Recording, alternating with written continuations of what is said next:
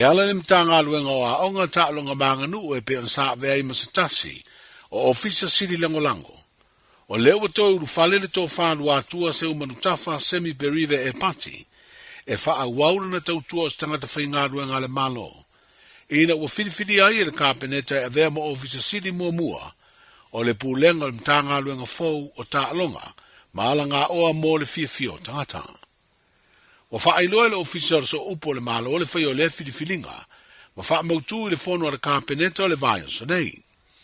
E tō fia lua atua semi perive a vea ma ofisa sili o lea mtanga luenga le malo o lo a vea ma whau fautua i le ofisa o le ministau ngā luenga te tele ma whela ua inga le malo. O se tasi o whiriwhiringa o wha mautu i se whaai unga le kāpeneta le vai o sanei.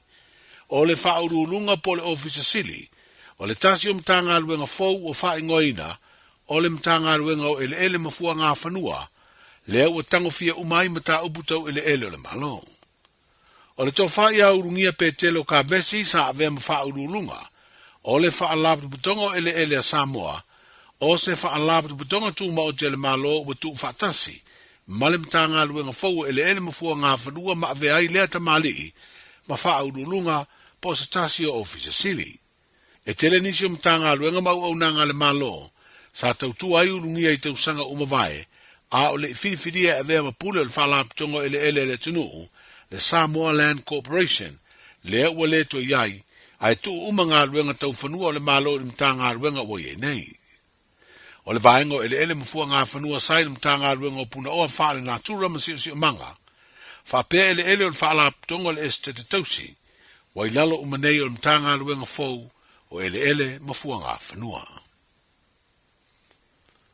O tāpenanga o le whanua malo o le taupunenga ia o ke topa o whaailoa i tāpenanga, le mua wha ngā solo nisi o whonu tanga o le i te tala le whanua au tū mō tai o malo o le taupunenga.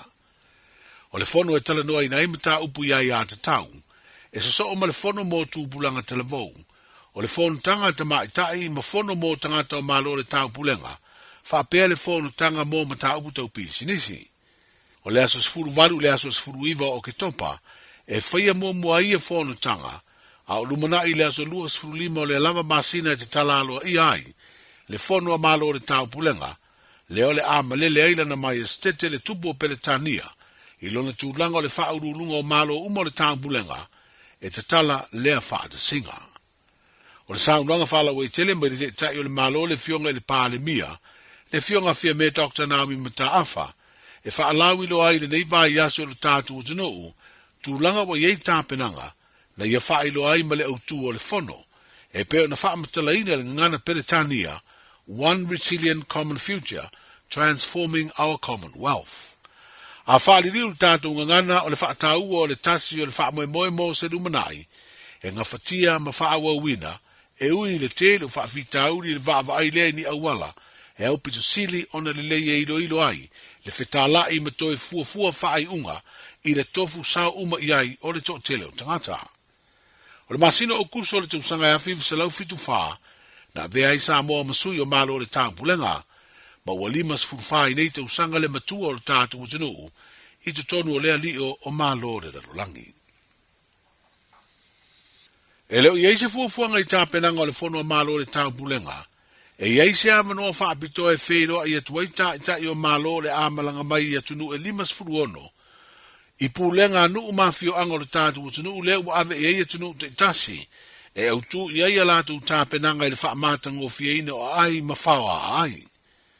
Na whairoa le atulanga i se whinangalo le te tai o le malo ina ua whesiringi e tu stala, ina ua whai ai mo le teimi mua sana whaalawiro a lautele, e ala i se saunoanga i le tātu o tunu, e whailo ai vaenga uo i ei tāpenanga le malo, mo lea whono tele whaavao malo i le masina phone.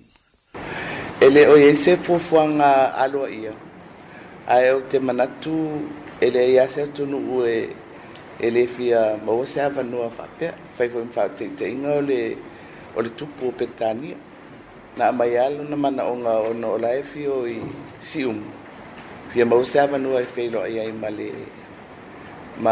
le nu, ia le foi lau fufua iai.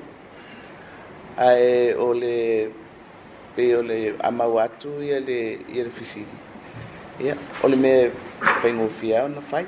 pe fa pe mo mia o le tatou wa ia tali malo o le amana ia foi leo o atunu ia e o mai ia ai tatou tele fa malo sia fo se mai se fina ngalo o malo pe fia sia latou no ia wa adopting ia latou ai mea ia tau fono ia e pe ia fono masani registration lava i forums SS ka fa peo i inisio lo fia awai fonta O tāpenanga le malanga taualoa mai Samoa le tupo o Peretania malana masiofo o le obo whailoa le pālemia le fionga ia fia me Dr. Naomi Mataafa o le awha mautu i se teimi la tamai ai o se tasi o ia por kalame o le awa whaatupu whapea se asi singa i se no fuanga o tonga la au i se tasi o fio anga o lautongia i le tu malo o whalea lili.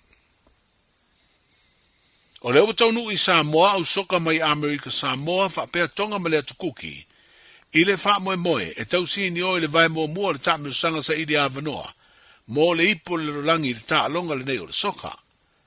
O le asfareide le wha ungo le nei vai yaso o wha moe e amata i lea tāmio sanga e whia le malai soka i tuana i mato. O le atala malai ai le tā longa tonga malea tukuki so o ai ma le tā longa Samoa ma Amerika Samoa. O au e malolo o le awhitau i le vaengalo na rua le tāmio sanga. Ai o le au e manu malo o le ata alo e sa idi le au e sa watu i le vaengalo na rua le sa idi ngā vanoa mo le ipo le langi. O le vaengalo o le tāmio sanga le ata alo ai le au e manu malo ma au soka malo lo si e New Zealand, Tahiti, ma Vanuatu. Ia mao le masina fo o ke topo o whatu langai le vaengalo na rua o le tāmio sanga sa ili avanoa i le soka mo atunu o le Oceania. E peo na tau vahai ma le au soka aro tātu o tino. O tala nao le nei aso, E silia ma le se laufala oloa i Samoa e mawhai ona whaanga ai le talofa voucher mo whaatanga alu a inga. E le atua lava se 5 minute lafu antuai mai New Zealand, Australia, Amerika, mai si antunu. Ai tau nui telefoni maolo e whaanga le talofa voucher e whai e le whaatau. E mawhai fui ona tungi e tuai le cash power whaapea le pili o le vai iso o se taimi. Angai loa le www.pacific40.com e lafu ai se talofa voucher mo lo a inga i Samoa. Mo nisi whaamtalanga wala umai le olua tasi o tolu lua tolu po le info@pacific40.com. Talofa lava o le siu fofonga le nei o Samoa le Radio Samoa. Ua mawhai an awina atu le tala o le tau i aso taitasi ona o le langolango mai a le Pacific Finance Limited. Telefoni o Valselau fitu whawha lua fitu. E whatalofa atu lau tala nei o le tau mule so ma le aso atai au. Winga le tau mole so e maatele ina langi lele winga le tau ai e iai nai timu e to ulu i se taimi o le afiafi. E angi mai savili mai le tu saute si sifo o le atunuu ma o le angoto i fo le la i le afiafi ana nei i le 5 minute e te ai le tu la e ono. Winga le tau mole aso atai au e iai taimi o le aso le aua oa ma e ono iai nai timu te ulu i le awa uli. E angi malu mai savili mai le tu saute si sifo fa asolo atu i le afiafi. E o soa e le lai le toe luasu fitu minute i le tu lai fitu le tai au a tai au, ma o le angoto i fo i le 1 minute te ai le ono i le afiafi. O le tala nao le tau mo le so ma le aso a tai au. Wa loa le tautua le Pacific Finance ino do ngā tupe mo so se wha moe e pe o maliu wha i puiponga a so wha nau whai ngā malolonga ma so se wha lewelawe. Ai moisa le toi fui ato wha nau i le aonga. A palai nei loi le pacificfinance.co.nz be wala au le ovalu se lau fitu wha lua fitu. E talo sanga sau no ngā tupe i le vau le 5 se lau ma le lua se fulu a whai tala. E lua miru te whatali e lau tau sanga online. Ai tasi le tu lai whatali e se tali. E ia inga wha bitoa. Walau lo le Pacific Finance Limited i le ovalu se lau fitu wha lua fitu. Ovalu se lau fitu wha lua fitu. Whai mea alofa i a inga mawo i Samoa e ala i whaatawina o se hotel ta alofa voucher. E mawhai ona whaonga ina mo aso ta ua whailonga ina. E pei o aso whanau, whaipoiponga, pe whai malolonga mo ta whawhawa i whaiungo vai aso. Whaatau e oi New Zealand nei, ai piki e lau a inga i Samoa. Tanga i ane i le pacific40.com/hotel. Ma whaatau nei loa. Pe vala au i le o lua tasi, o valu tolu tolu, lua tolu. O lua tasi, o valu tolu tolu, lua tolu. Talofa, o salmasinga, fale lua, tim toilolo, o le loia Samoa. Whapitoa la o unanga i mta uputau immigration, pepa malanga, tangata overstayers, so stoa ngā visa, Apena foi le taxation por tu la fono tau la fonga. Fai foi on o tau aveina mta upu fa'al tu la fono I Samoa. Fa'amal mole vidi mail numera o iwa lua ono o tasi lua. O iwa lua ono o tasi lua. Faftai. O fianga o ta'alonga whaitupe e whaale tonu ai mafutanga maainga o whanau ngā ruenga. A fia ai le whaasoa tautupe ma le tele ai o le popole ma le mautonu. Aua e te matamuri e whasiri mo se whasosoani. O le au whai ngā ruenga le mapu maia. Ua iai to mai whaapitoa e whasosoani mo oe. E le aise tongi mai le whaailoina nisi whaatalanoanga. E talia so se tangata e fia maua se whasosoani mo se whaatalanoanga I a fianga o ta'alonga whaitupe. Le mapu maia. Telefoni o Valusalau, lua tasi, lua. O Valusalau, lua tasi, lua. Mai le valu I le tai au se io o I le 5. Radio Samoa, tasi mai vatolu, amo. Radio Samoa, tasi mai vatolu, amo.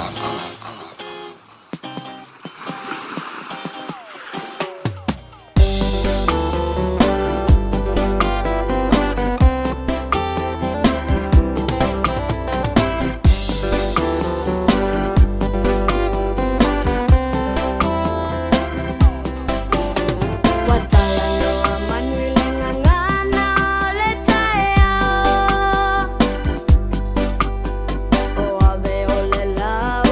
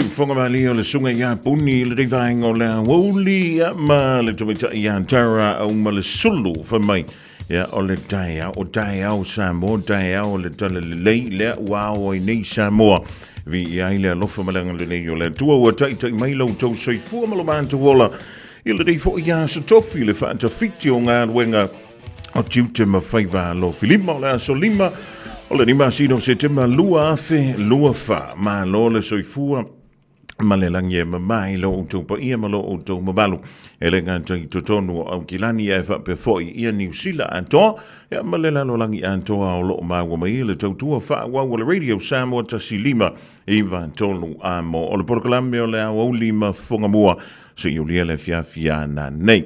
O le sia tanto o danganai aluantu le teimine i lunga le Facebook o lo whangasoloi interviews ia po whaantalonga a tamaitai po tausala ia po sui tau vāfo i o le tanto Miss Samoa pageant lua afe lua wha ia o lo mwhaiona e mai moa i le ni vaengo la uli e mulu teimine ia le whaantalo wha masani lava i le mwhaiona tu ua au au na pa i a le tua so se to vine lava o lo tala ina i lo na whirangalo ma lo le tatalo ia malo fo i le ono sai e lengan te leo tamba mo tira ma tutua pa anga masani le tanto wala leo amata mai lava i le asunga fuasi ia o i le aso sa ia na tu amata mai fo ila i le i le siva yasu fa tal fa tu mai o lo le tamba ma tina i po o fo le tamba o el tina o ingu kan ko fala o le ke al fu mo le lua ia le o fa ma tu ma sandiana mo tanto fa si malulu o le taia wana leila ai fa taia i le lofo le tu o sau sina lai le aso le anga leile la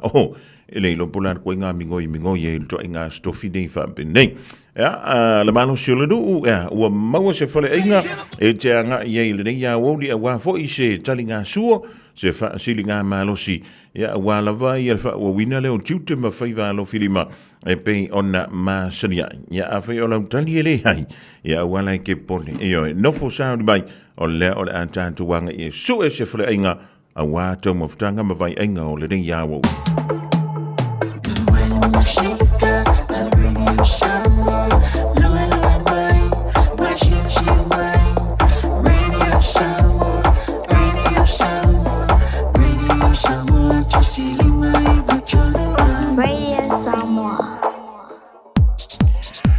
ole tanto te mila o se antia lu se fulu midu tu te nei le se fulu male lua tanto o se siantu le tautua fo i le tanto wala leo e pe ona nga i tuai mo le nei fo i vai so mo muon swinga o le masino se tema swinga tu i fo i manai vai nga lai tu le tanto tu o fifia o le ua mafilo i le nei vai nga la woli male fionga ia le unu i le Aisha you hooch ya wa ile de mere wa kupura sorngi o le wa makanka ukaranga fo ile le fale inga makau se ko ima me ya ava talavantu le unwa ima lo le nga lu ima lo le fa malos so le ta ima na yele sulu me le la pito do na te ya o fe nga fe ko ngwa le ki ya le do e va talo fatu po mo le tu la o le o ni e tu sai me lo fasil lo fasil ya o le wa ile le tatawala le o le radio Samoa i o ta ai pe na e sila mai ia fonga mo e mese pole malo se tato watu no nei tu la se tofu ia o le street le nei o le o vainga le nei o le 99 Atkinson Avenue pe ai titilo mai e fai la wasina tele o nisio fale o loa ia ma nisio vainga ia a le la wo mai mai tato ofisa ia i nei i le Sunbelt i o tahu i nei ia wa foi ia le titile mai mo to mai o se tato watu no ia i vai ai nga foi le nei a uli ke po a foi ni si vai nga i o meta maka o sa nia i wa foi po ta maka se tato watu no nei tu la la uli po mo ma lo va tai le rua i la o le te fa la vantu ya se ka ko kuia se vai le po o nga po fa pe mai ana tampe nango le vai ngole a woli mai to wantu na foi ia nei ta vali Olo ia ina le tanto au nanga e le ngata foile. E fai fo ki tan vaenga na li le ua. Io e sa le ia po mo ia tu sai foi mal vaenga le na ta ua io telefone nisio tato a client po nisio au nanga mfai na tato nga lu tu sai foi manisio vaenga oficinisi awe ta ua po le vaenga le catering e sa le lava e tele lava ia nisio vaenga pa singa ia le Sunbelt mo fa no na absolutamente foi por mal se trata no yes ai angai mai le tonu a ko mo mo mai se tato sino ya sila ko mai mo mai ya tu sai ko male me o mo wo pai ona sangie sandali ne yo ta su ya wa ko ta ma ko se tato mai ya o sila mai Samoa ya le mata no pie mai au le ko yo le sera pia o dai mo fa tu langa ko ia I tomu le ni sandal ne ia wa ko ile a le anga me ta wa no le kilo mai mo ko ini so me ta maka mai tau mai Samoa o I ne ho ta ku a pa fe le pa tino yo o a pa tino me ta maka nei ya su mai la ele te ko ai lava tso mo ko le enga ya matusai o le lai su lava ya matiltilo ia le tele o male ama mai me ai tonga moa ia mai ta tu ya mata mai lai me ano ya te fila lava lo mo le talo ya o le tanto ya ko palito pa pena ko le fai ya mi vai mo le kuma ya o la fa palito o malava ya vai na yo le alai sa ya mo la to malava mo ia me ano o le alai sa lava e te ai ia papena wala mal steamed vegetables ia pa le cream cheese tu langa papena mai le situ ia o vainga nei o me lei o le papena le mau nei vainga o le aso ia o le oka le pasta ia papena foi ia le ula le maso ia papena ko le vegetables au lava nei ngalo le kola au aina ia salami ai le tele o me taumaka i o salaki i o manisio vaenga. Tu pasalo mai le vaenga nei, ia o loo maua le kale, ia o le sa pesui mātono ke o umana ke te unga, ia I vaenga uma. Le si vaenga lea, o lo maua le fish and chips, o le ia me chips, ia tūlanga whapena mātango ke uma ona saumia le lei, ia la tō koe lau whainga renga, ia lo maua le ham, ia papena ko le palai chicken wings. Vaenga o la tau mai fia vaenga ngā chicken wings. Ia o le sile vaenga konga mua mai se tata niu, ia le prawns lava, ia o le mwhai ona te wina I te unga mātano pie, o le ngā moe, ia o le sosi wo uma ona whamatano pie ai vaenga uma. O le suatu le tule, o le maua le pasta, ia papena ko le ribs. Ia apa po yo lo mo mia se te kofe nei vaenga o le o le no kofe su mai kala mai au ni se paenga ia o vaenga na o me ai ta maka mo le vaenga o le o ia ane mo wa ko le te se ka pe mai o na te sami le ai le o le mo le brownies chocolate brownies le materia pai ma vaenga ese no au ko toi kanga mo ese le ang tau o loa ia ko me ai foi na tamaka. Yo mo fai una tu fa posia ele sandali nei o tahu. O fa ko ta mo ta wa tino ko mo. Lele, mo mia le tulanga foi lele o le fai mo le booking anga ia tuai po le mena o lo pasi solo ai nai o tau wa fe tuida ia ona tongi le o tamo ftanga pe le ro. Ia o tulanga na konga bua ia ko ai lava lo wa fa lo ina le bole mana o ni su mai o lo ia le au fainga de nan fa ona assist ia te so ane te ko su mai skomi tu pe ia ma Barcelona no solo inicio me ai le ya fili ia tanga ia e sa sami mo ia no se fa sina na no si konga mo Lele, ba lo fa toi sa tasi ale tanto tu si ma le taimi o le tala I le so le tanto o danga va mon. Ia va tai po mo ia e pe ona ta wala mutanga ia o le tatusi po le address o le 99 Atkinson Avenue in e Otahuhu ia mai e tala mai ia so lua se o le aso la sutonai mai le tu o le breakfast ia po o le lunch Whamanuatu Samoa o le lunch e mai le sepulu sasi le taiao se pa ia le lua le auli. Ai iai nisi wa o le taimi na o le lunch. Ai iai koe la le taimi o le afiafi po le tina. Pa fei tina nei o tahu. E mai le ako le lima se pa ia le tu la iwa amata mai po i la solua seio o la sapo. Na e su mai o ai lava o la tarata mai le tato address le nei po I au su mai tala mai au ia whapena ona say hello foi ia i le tātou a pulenga ia ma tau mawhai ai se tau mawhutanga le lea o uli kolomu.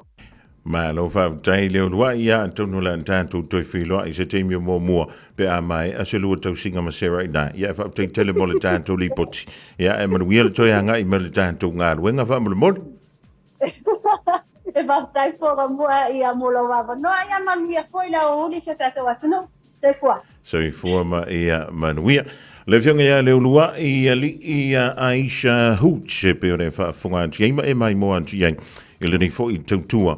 Ja, nisi fo tamali o le tanto tru Sand Bell Restaurant and Catering in Iva Atkinson Avenue i Otahuhu. Ja, mana ya lo wafi ina pe fa pe mai tong finger foi. Ja, le sunga le li pole ya male au finger wenga. Ja, wa la se fa siliga malo si mo i tanto. Ile di vaingo le so le wa lus fulu male vanu minute. O te ai nei le lua ile tautua ala Radio Samoa por kalame o le a woli ma fonga mua. Talo fa Samoa wa ule nei o kasu tialu a wale sui ala ngila wa ule kio a eva mai ina se fudu lima iva kolu a mo Radio Samoa vevela a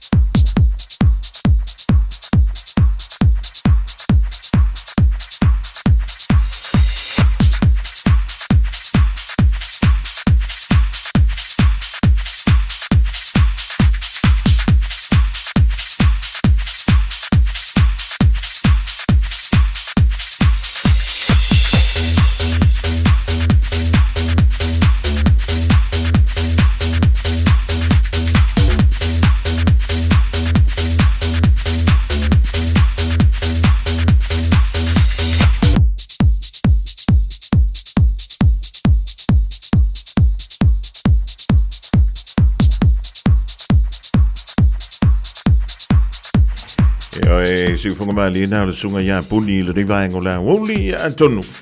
Ole da ua e mai mo fo i le tulanga pio le ia le tutua fo i le tanto fo le ingana le sandbell. E le mamau te le lava.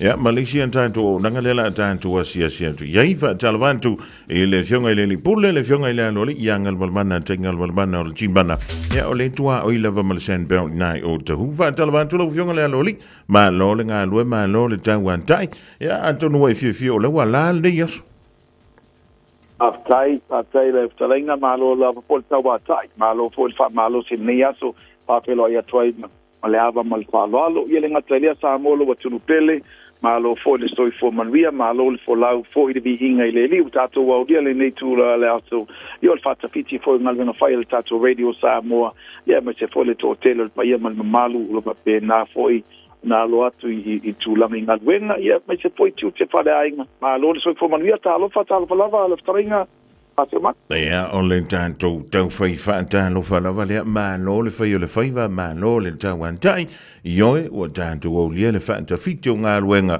ia maraka fiki le manu lu le tai ona le la alo tu fa no onto na mantua ma lo sia lo sifo ioe fata ia viele li woman so foi ma to tele la vele to ele vai ngale la ve o dum tietia ia Pato io tu langa poi vai taino ta alla capire e tu fa di tonu ia o lua ia nga se la mo tira pia uma nae la bei o lua ia lo fatto ele malu lu nei ya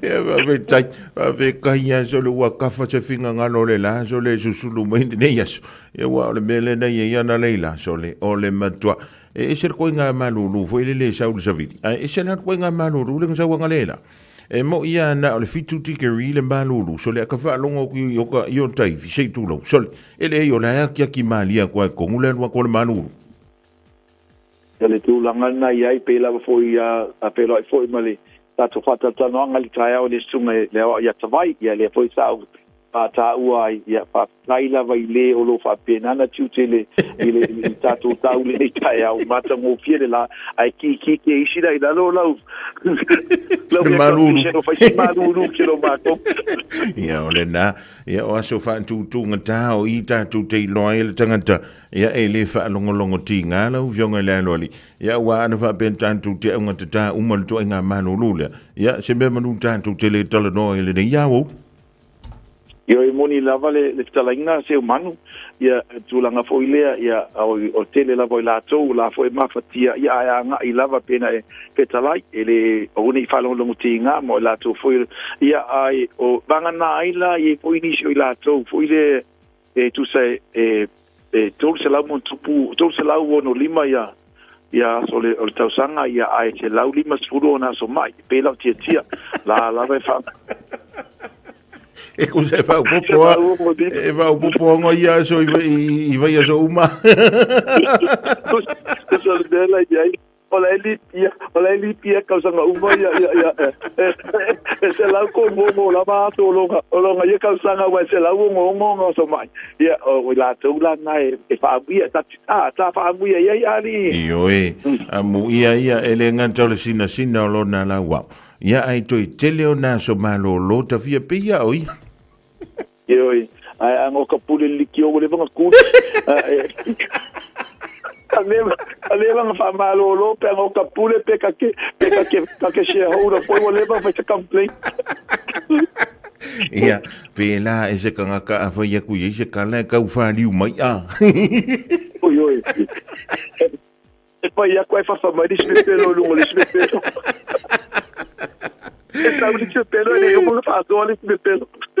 Ia ole tulanga tatu te tuto e fo le dei vai ngole au ia ma kau fa solo le ling ia fa wale lava ia se tau mafutanga fo le dei vai ngole au ia longo winga e fa la vai akamba singa ipu vai ma fan fo le lau vio moni le la talainga po le ala va fo io fa mai le ia tala lo matua ma to ite e ma ona fua lava I lau mata fia e a wale ai avase se lau alo ko le tu lo fa fonga mo le pu vai ia male masina falawa fo ile ia mai le por tau na mai ana po ia ole ata lava e salangi me uma Ciao le io ia ole tulanga na wale pe ona mai tawa tu soli fa ia si ke le o tanto fole inga na nei tua o imale tanto ona Yoe olo uma tonu atu lava foile au nanga al Santiago pen fa ponga fo ye de ta mai atu la tu pasa langa ai mana ye foile fa manatu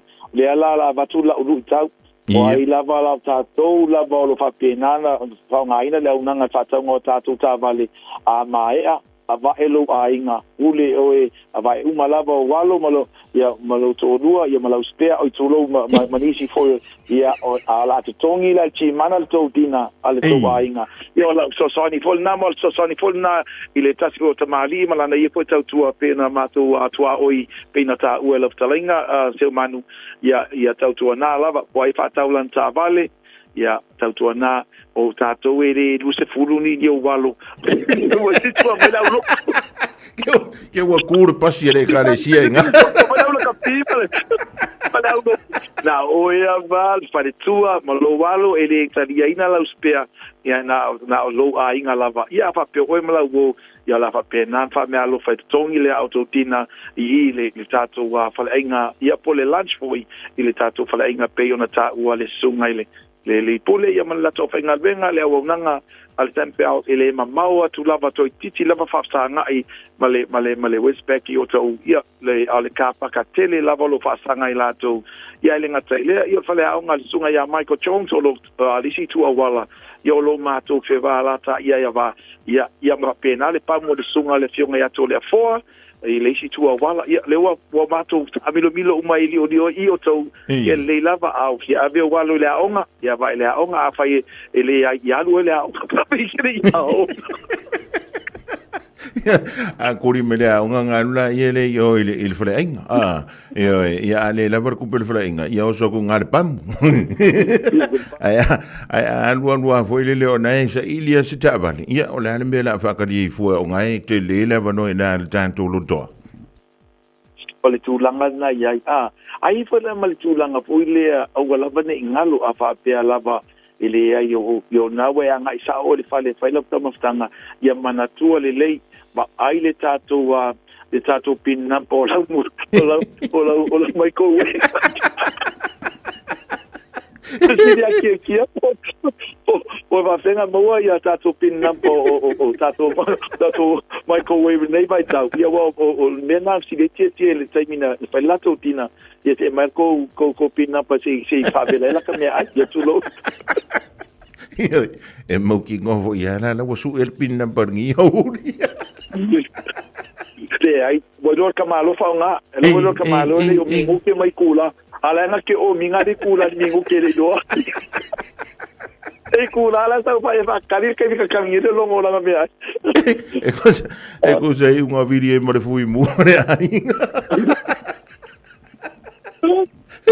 Odo ka kole leva pisa ere do fa mal microwave so ya malo le sua ya malo fo ile fa fia le dik vaing ola woli ya to no le la to maua ya isi de malos e fa I want to ile tu la tasia pe fa pe ole na usu po ile va vea ona leila inga wenga pa ye mal malo le tanto utro ya ola to le ole fa to ta va le so tai mana ia tele na o fo wa e sa no ia ngalu ile tulanga fo ia pe ona ia ile tinda nani ia wale mina tala sen pe ola nani le fiafi ole tulanga na ia ile fa pe ole so o aso uma lava ile masina to nei se o fai uma ola fa pe nan fai le tato fa na me alo falina pe lava se le fia o tato na venga e pule ya o ma o tato fa so ai o woni fina ngalo mali o woni sa se tina po se tama fa mai le mato pa longo mai o le ka dia makka vale ma ko tina o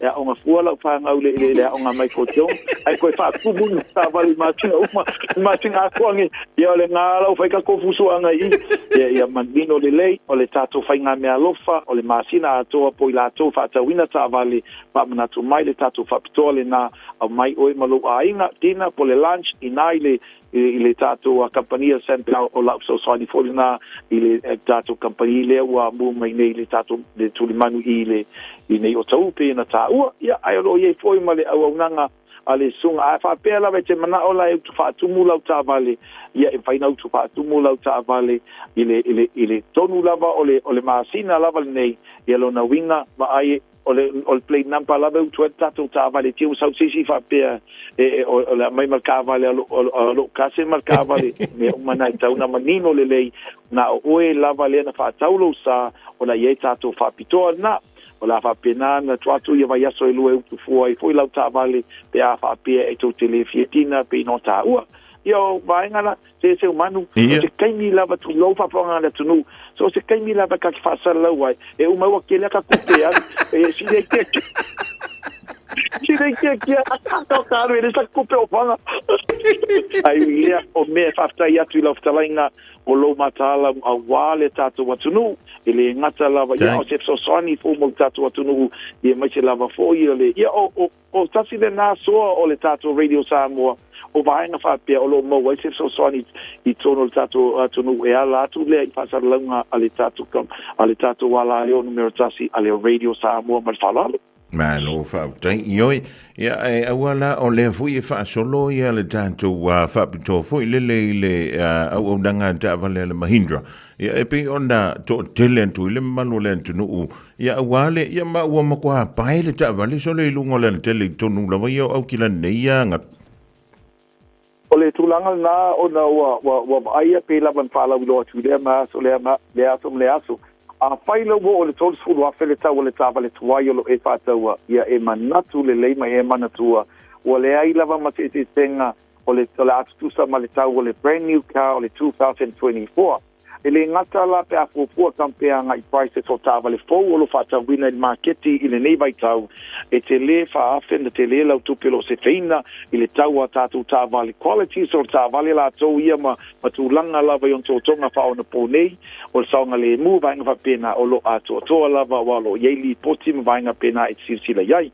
Lunga fo le tātou upena te whailangi ale YouTube e paipona e taipinga le ia tūlanga i le Mahindra o inai te ai i whafua tola i le laulangi pe o nei Australia ma mori mau i lunga i lea pa inga tāwale. Ai a fua ila le taimi e toi trade i nei lau tāwale pe toi whatau e se. Te lele se lingi e te mawaina i lau tāwale pou leo whatau i lo se tāwale tuai e toi whataua ona o la whapena na pa u lau le value vaing whapena ia o tāwale pou o tāwale lo e whatau ina lea Mahindra o lo maununga pele value to mawina pe trade in ia pe whātaua foi awa o tausanga ia ma kilomita vaing whapena ia ma le ngā tāwale sinsila iai moni sau noanga ma ile la ptalinga ile tulanga na i tātou Mahindra ile ngata o tulanga lo iai foi ai asila fia le o lo iai promotions o lo whanga solo ai ese la promotion al Mahindra lo ma tele lava la tau se leni o lo tele tupi o lo papenan whamanui ngai pino ta ua fo stasi tamatonga le ki diva le weekend tolu a felan se leni na mawai i whainga mea lofa i a tātou tā vale nei ai ma whai lava na fitu nai pina whafonga mai fo i le tātou whabitoa le ua watu i a tātou company Samoa lo whapena o na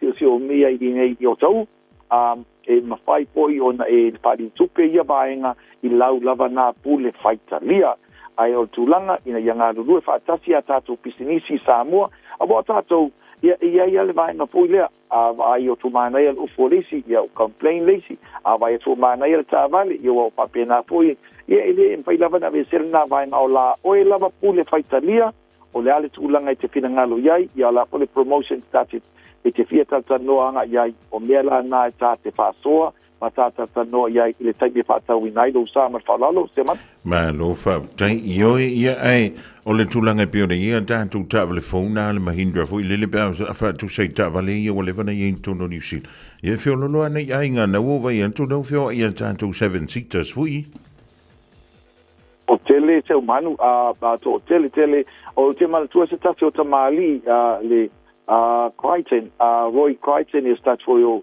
o tamali pese la tunu ta ele iai lava i ma felo ai ma pa pena fa ta wina lonsa ese foile what a humble person he is, you know, like kasi o vanga pa pena o yo mai ala to wa mala malama le le melo mana mia o se tava le po vanga pa pena o nisi po yo tato yo mai to tau fa mala malama ma to tau fa manatu ole au wala fai ngo ie la pena ptalaila o lo saua e fai saula vai au fai na venga pe fa chelo I o te mana o te strive le tavale e te le tavale awala au inkia yo me fa kau tu lo lava ele ai mas ingia o sawa fa kau e ngo masari ki they all need to know to test drive the car vale more la mena ina lima faina faia tatu tangata test drive lau ta vale o na foi te langona ile tala fe ngai ta vale mo we ele stu la fo sana test drive se ta vale ai pela wana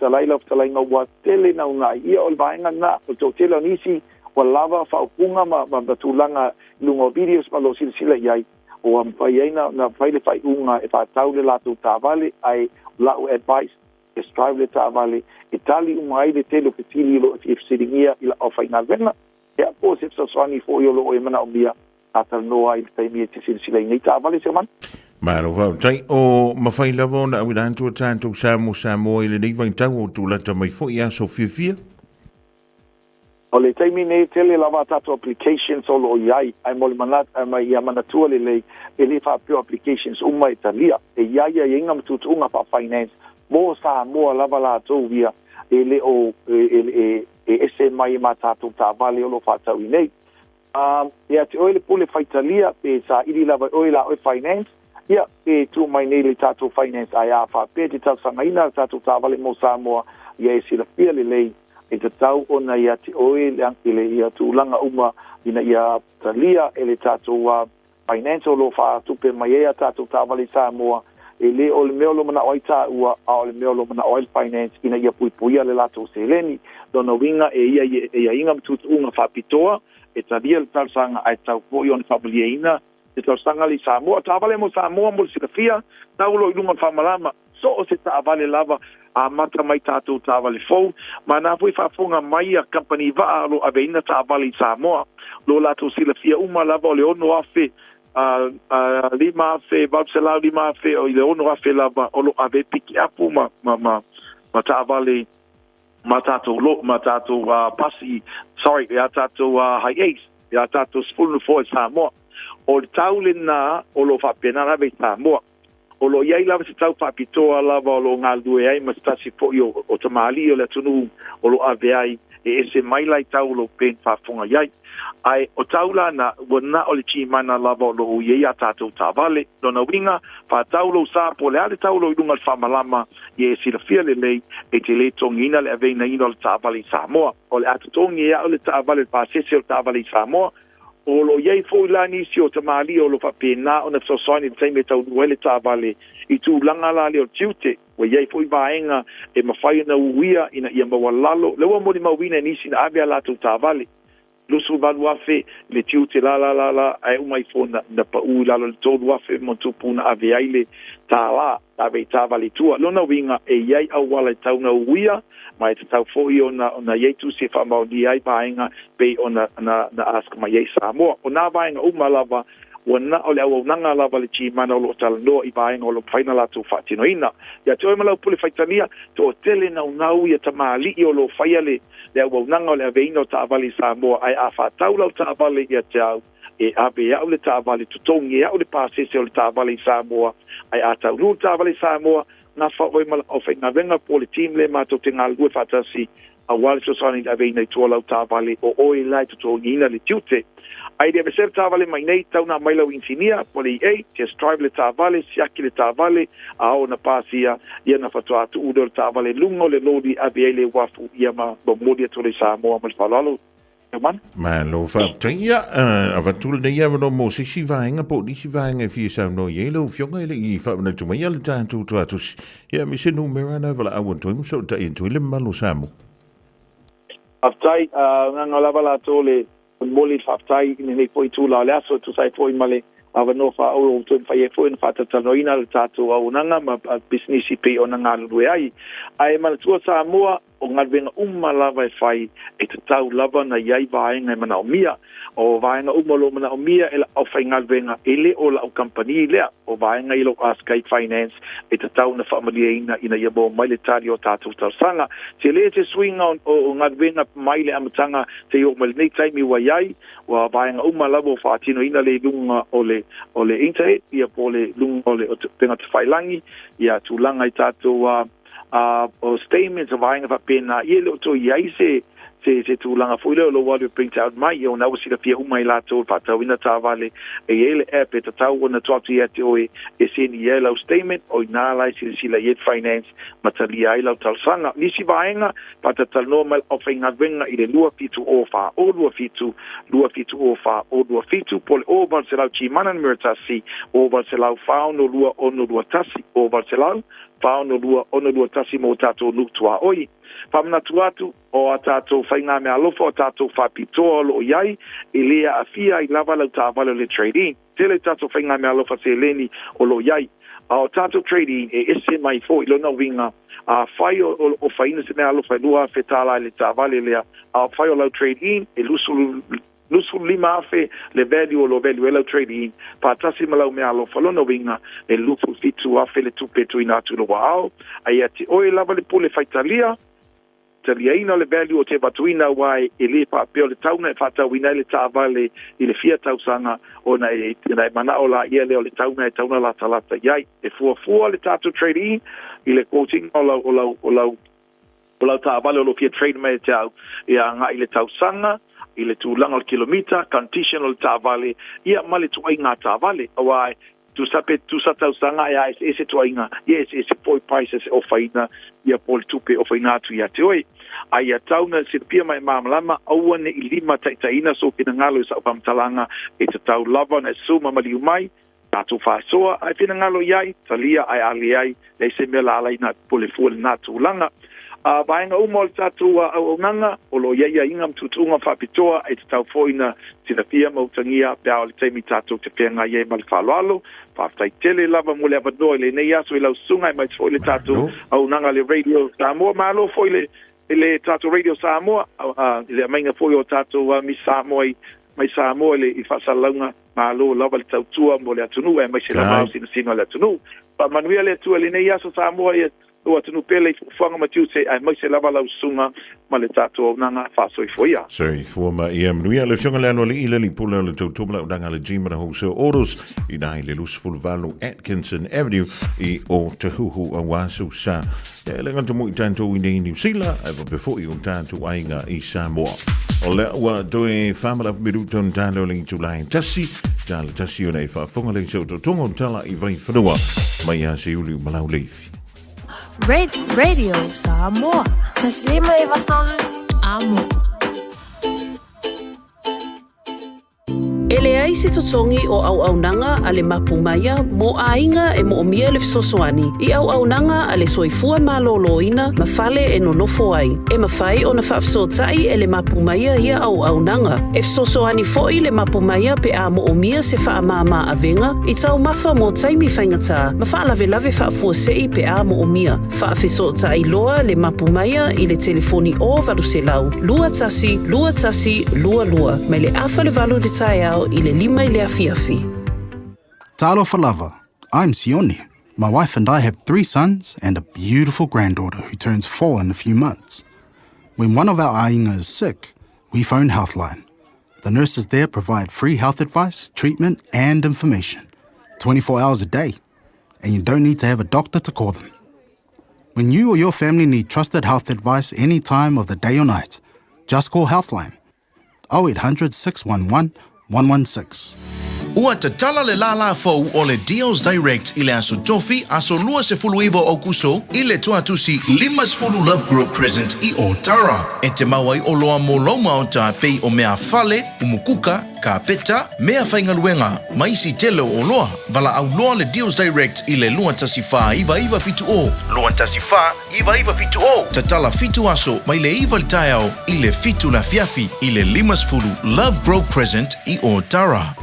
24 hours a day, 7 days a week. Radio Samoa streaming live on www.radiosamoa.co.nz.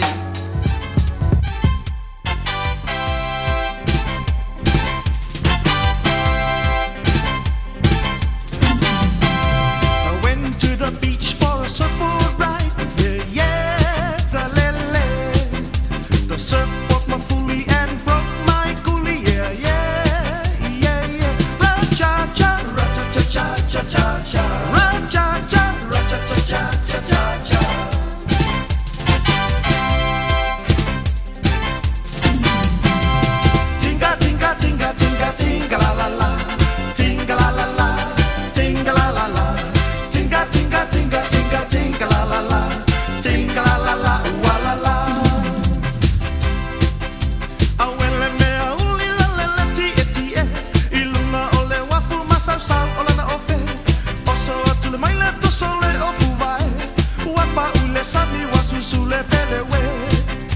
Awele mea uli la le leti eti e. Ilunga ole wafu masam sao ole na ofe. Oso atu le mai le troso le ofu vai. Wapa ule sami wasusu le pelewe.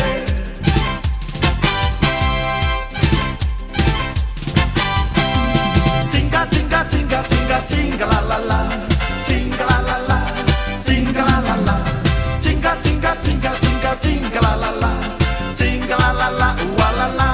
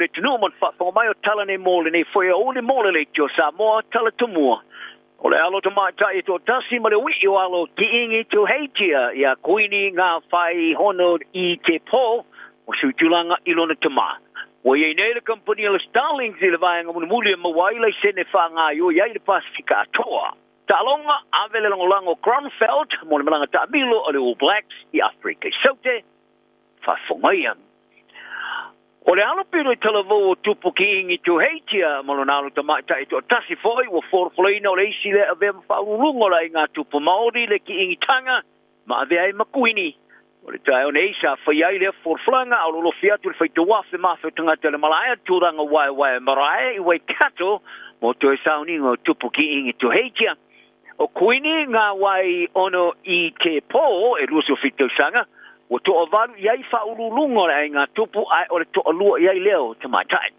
o le lua tinasa ave makuini o le tina leo ki ingi tu heitia ia te ata irangi kahau sa maliu le lua fe male ono o kuini ngā wai hono I te po o le lona lua iai leo te maori pito te lavo o filfilia ave ma fa ululungo le ngā tupu o iesa feiva se eire no pali e ulava ua leo se fai unga sa mo whaia e to lua isi alo tamo le tupu ia fatu mo ana pati ia le rumatua sa tau to lua marona tamai le amatanga o lona no whainga pe tai o lona whawhinge ia ngā wai hono I te pou sa tele atu ana lau loa ina I tau sanga muli nei I le malanga whaatasi ai le malona tamai sauninga I awa iai o le atari lona lua o le tupu ia te ariki turuki korotangi paki sa tulai mai ai ni whawhita uli ala in sori tula whono e awhi ai malengoi o le au uli nei o lo whale la wase e tupu ki ingi tu hei tia I au tafo na tua ai le maunga tau piri maunga I lo na sa lea sa mori moria se waka whapito I lunga le vai tafe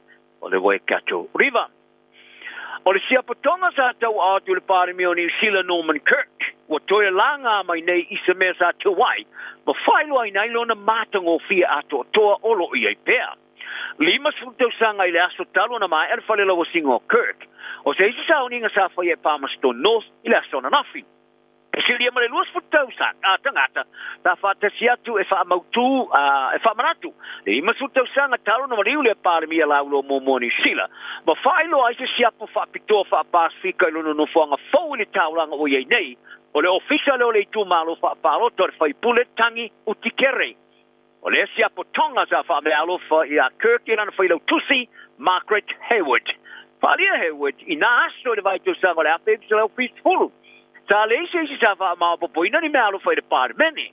O le parmene sa fa solo i tua tulu ai. E le ni tu pe fa popo e fa alu. E au fia ma se kapeta ma sa e lo atu le falo. E pe ona alo fia tangata mai le susuru ai. O i lato i longa e pe ona ia le parmia ma ta o i tua ngai. Sa o fo ine ia me alofa. Ma ia te e le ma fa ona lato te wina yo lato fale. E lato te le iloa pe o le me fa iai. Ma ia Kirk. Ta masa ni ona ye tu lima tu nei me alofa ile o fainga wenga mo le foi e o se fuanga ya po le tu wa ai e pona fa ai Hayward o le tina fa ile tu si sa ye te wina lesia po mo le lima su testo sana le sia po sa fa me alofa ya Kirk ile fo no tanga le Pasifika South South ya pia i Samoa ile a fe se lau pitch por mal tolu o ye ye le company mo so ta inga le Starlink le mang mo mulio le mawai le o le sede fa te mo e le Pasifika toa Taluai le awina tu whaana nā whaasori tūla whono e tangata o unite mai New Zealand nei, ma Australia. Ua polo misi le company le tiliwa ino le internet sao ino whaanga maotua e te walatu, i le whaita wafe mawhau whaata amilusanga o na satelite i le rolangi. Sa tu ina atu i le Starlink, ala i sene whaatino ai, i le Solomona, ma le Cookie. O le whaatontonu mo viso te inga sa mo le telecommunications regulator, nisa fuatai Purcell, lai whalia. O le laisene o iere wha moe wha mauni e so seaso, e wha ngā yo e Samoa, o nolo whatali le wha mauni ngar kapeneta. Ta e wha alia e le ai, ma se wha le tonu se manatu i a Samoa maia, o se wha tonu, e le wha mauni e ina le laisene mo le SpaceX. I le amatanga o le tausanga nei, o tangata whainga rua ngai tua o inisio motu le Pasifika sa rongoina, e mata i tū ma wa aiane mo i la tau e awina atu wha ana nā, wha so le tū la whono i masini a le Starlink. O visa Australia e ofo mo tangata Pasifika le Pacific Engagement Visa po le PEV, o tūlanga manuia tele i siria ma le limas mo le ono afe tangata sa tarasanga i ai mai mo le Pasifika ma Timor-Leste i nei visa. E pe ona whaari ai le no whanga o ai einga whaatino mo atina ai le ANU le Development Policy Centre. O le aso tolu o iuni sa tala ai le starai lunga o wala sota inga lau tele. Mo tangata i tarasanga mo ni visa e whaia i le palota. E se whono tunu sa awa iei o lātu tangata i tarasanga i laro lea porkala me Australia. Ma i lātu ua manuia, o whoina iei ne visa, ua mawhainea na tarasanga mo le marangatu i le nātunu, o ni tangata no whamau. A whaari aia le minsta o atina e whaavao malo ma le Pasifika Pat Conroy i le masino o mawae. A whai o tangata e manuia i le rua i palota, o le alātu mawat se emaili mai le matanga rua ngomata upu whaalote whale. Whaari aia le ni Professor Stephen Howes o le palota, e tani tu sama le porkalame mo le sao fio tangata Pasifika i visa no whamau New Zealand, le Pacific Access Category Resident Visas, e siliatu ona lau loa e fiti tonga ma Timor-Leste. Sa whai uina le whono tanga le Pasifika le vastolua i tonga i se tūlanga le maruia. I no manao ia saina e suia le whamatalanga te stia li unga le whono tanga i da vesea le pai tau, e whasino le atunu o Taiwan, e peona sa uina mo moatua i a tātu tala. O le atu singa sa tu sia ele toi wha amauni aina le pono i alo lātou so tanga ma Taiwan e pona vema pa anga le Pasifika mo atina e tunu mai le a whaimisa lau iwa se kuru ma le loa.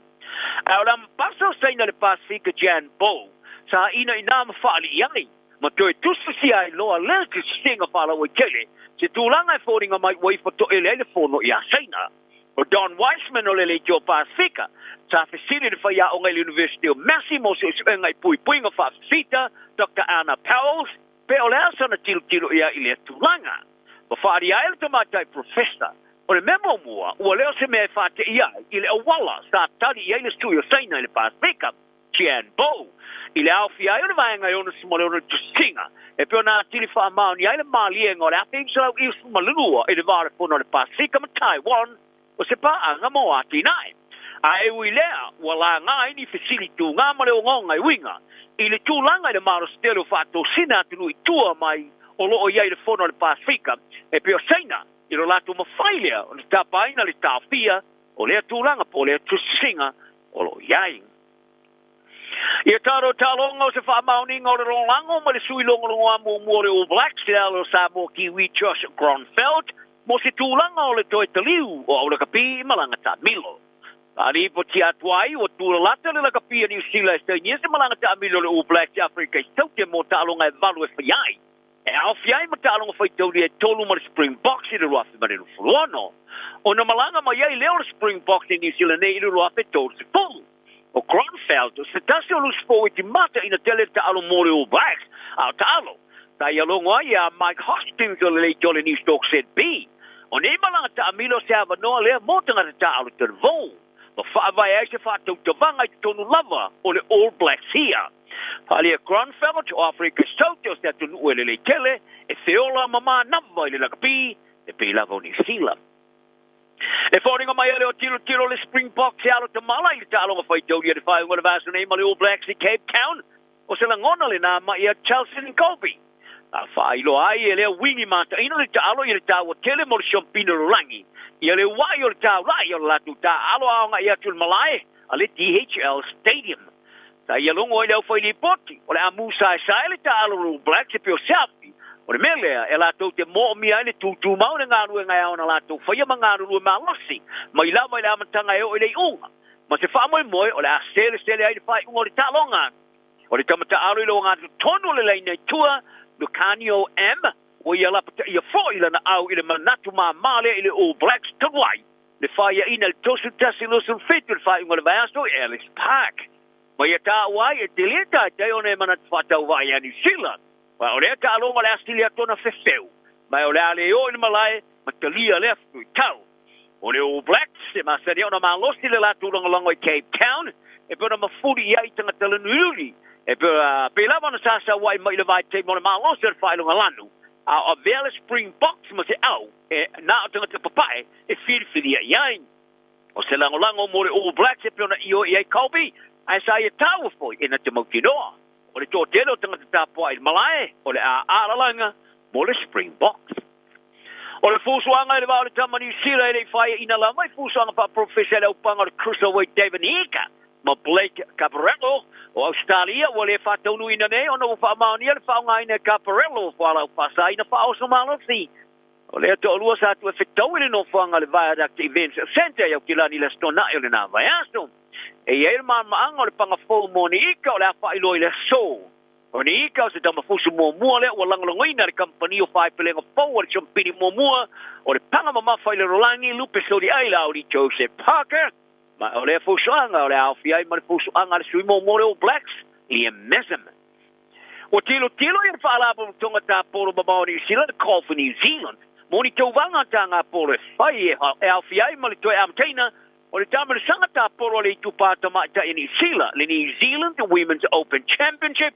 After ia i le manuia o le toma whai o le tamatai, ia Lydia Ko. O le manu malo ko, le pine aura lo mpeka i frani, tolu i nei malo na manu malo lo na tolu i tama le sangata tele, i le masi le tolu wai le British Open, wa wha oso fia i le whanu nonga i New Zealand. Ai wa wha ariero was a silo call for New Zealand Jeff Latch, i le television New Zealand. O se taimi tā uale nei e fiso sani, e whaola o lai le tālonga tā polo tamaitai, i au te roa.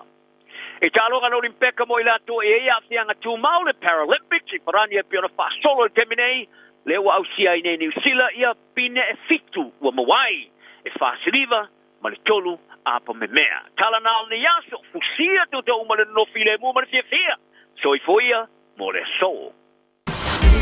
Radio Samoa. Taslima Ivatolu. Amo.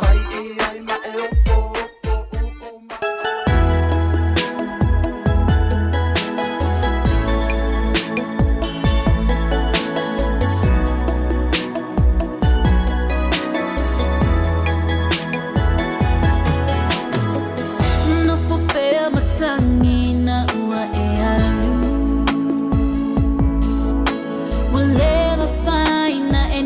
For my silver too. Tele upumatala wa Italiana. Usolo ila vale maputanga a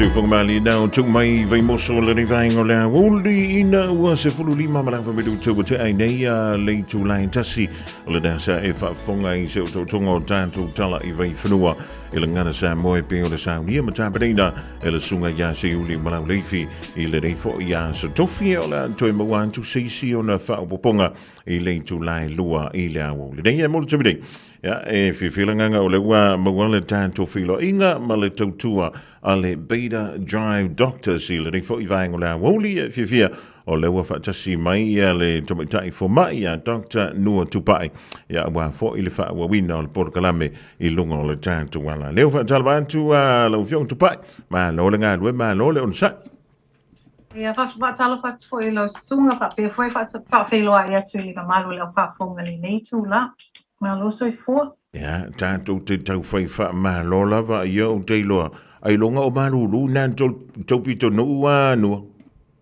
Malulu e mai le lao fa for gaming e ai malulu me sa vi. Ia o le na tonu wa so le fa pe ante to le o le spring ali al to to no ale ai malulu. Ale ai o ko. Le o le tulanga I pe on iai le polkala mervea so na se ma va to nei pe on iai le sunga foi le fo ma.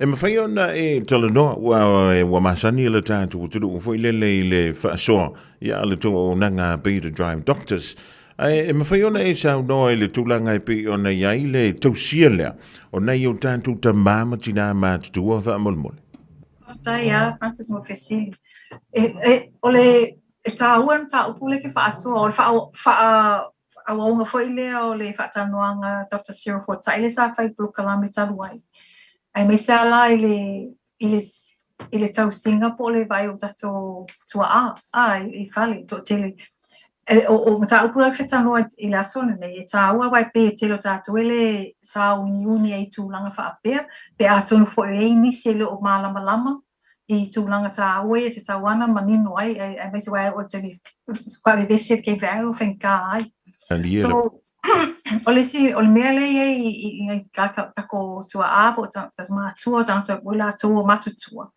ile fai le tau singo la tu so fo maloloina ele le ya le kemi ya la malolo si ai aolo la tengo tinga o matu tua o fai ka we swing ole langa ole vengo feo ai mana o mia ele va ai pe isi se supervising el fale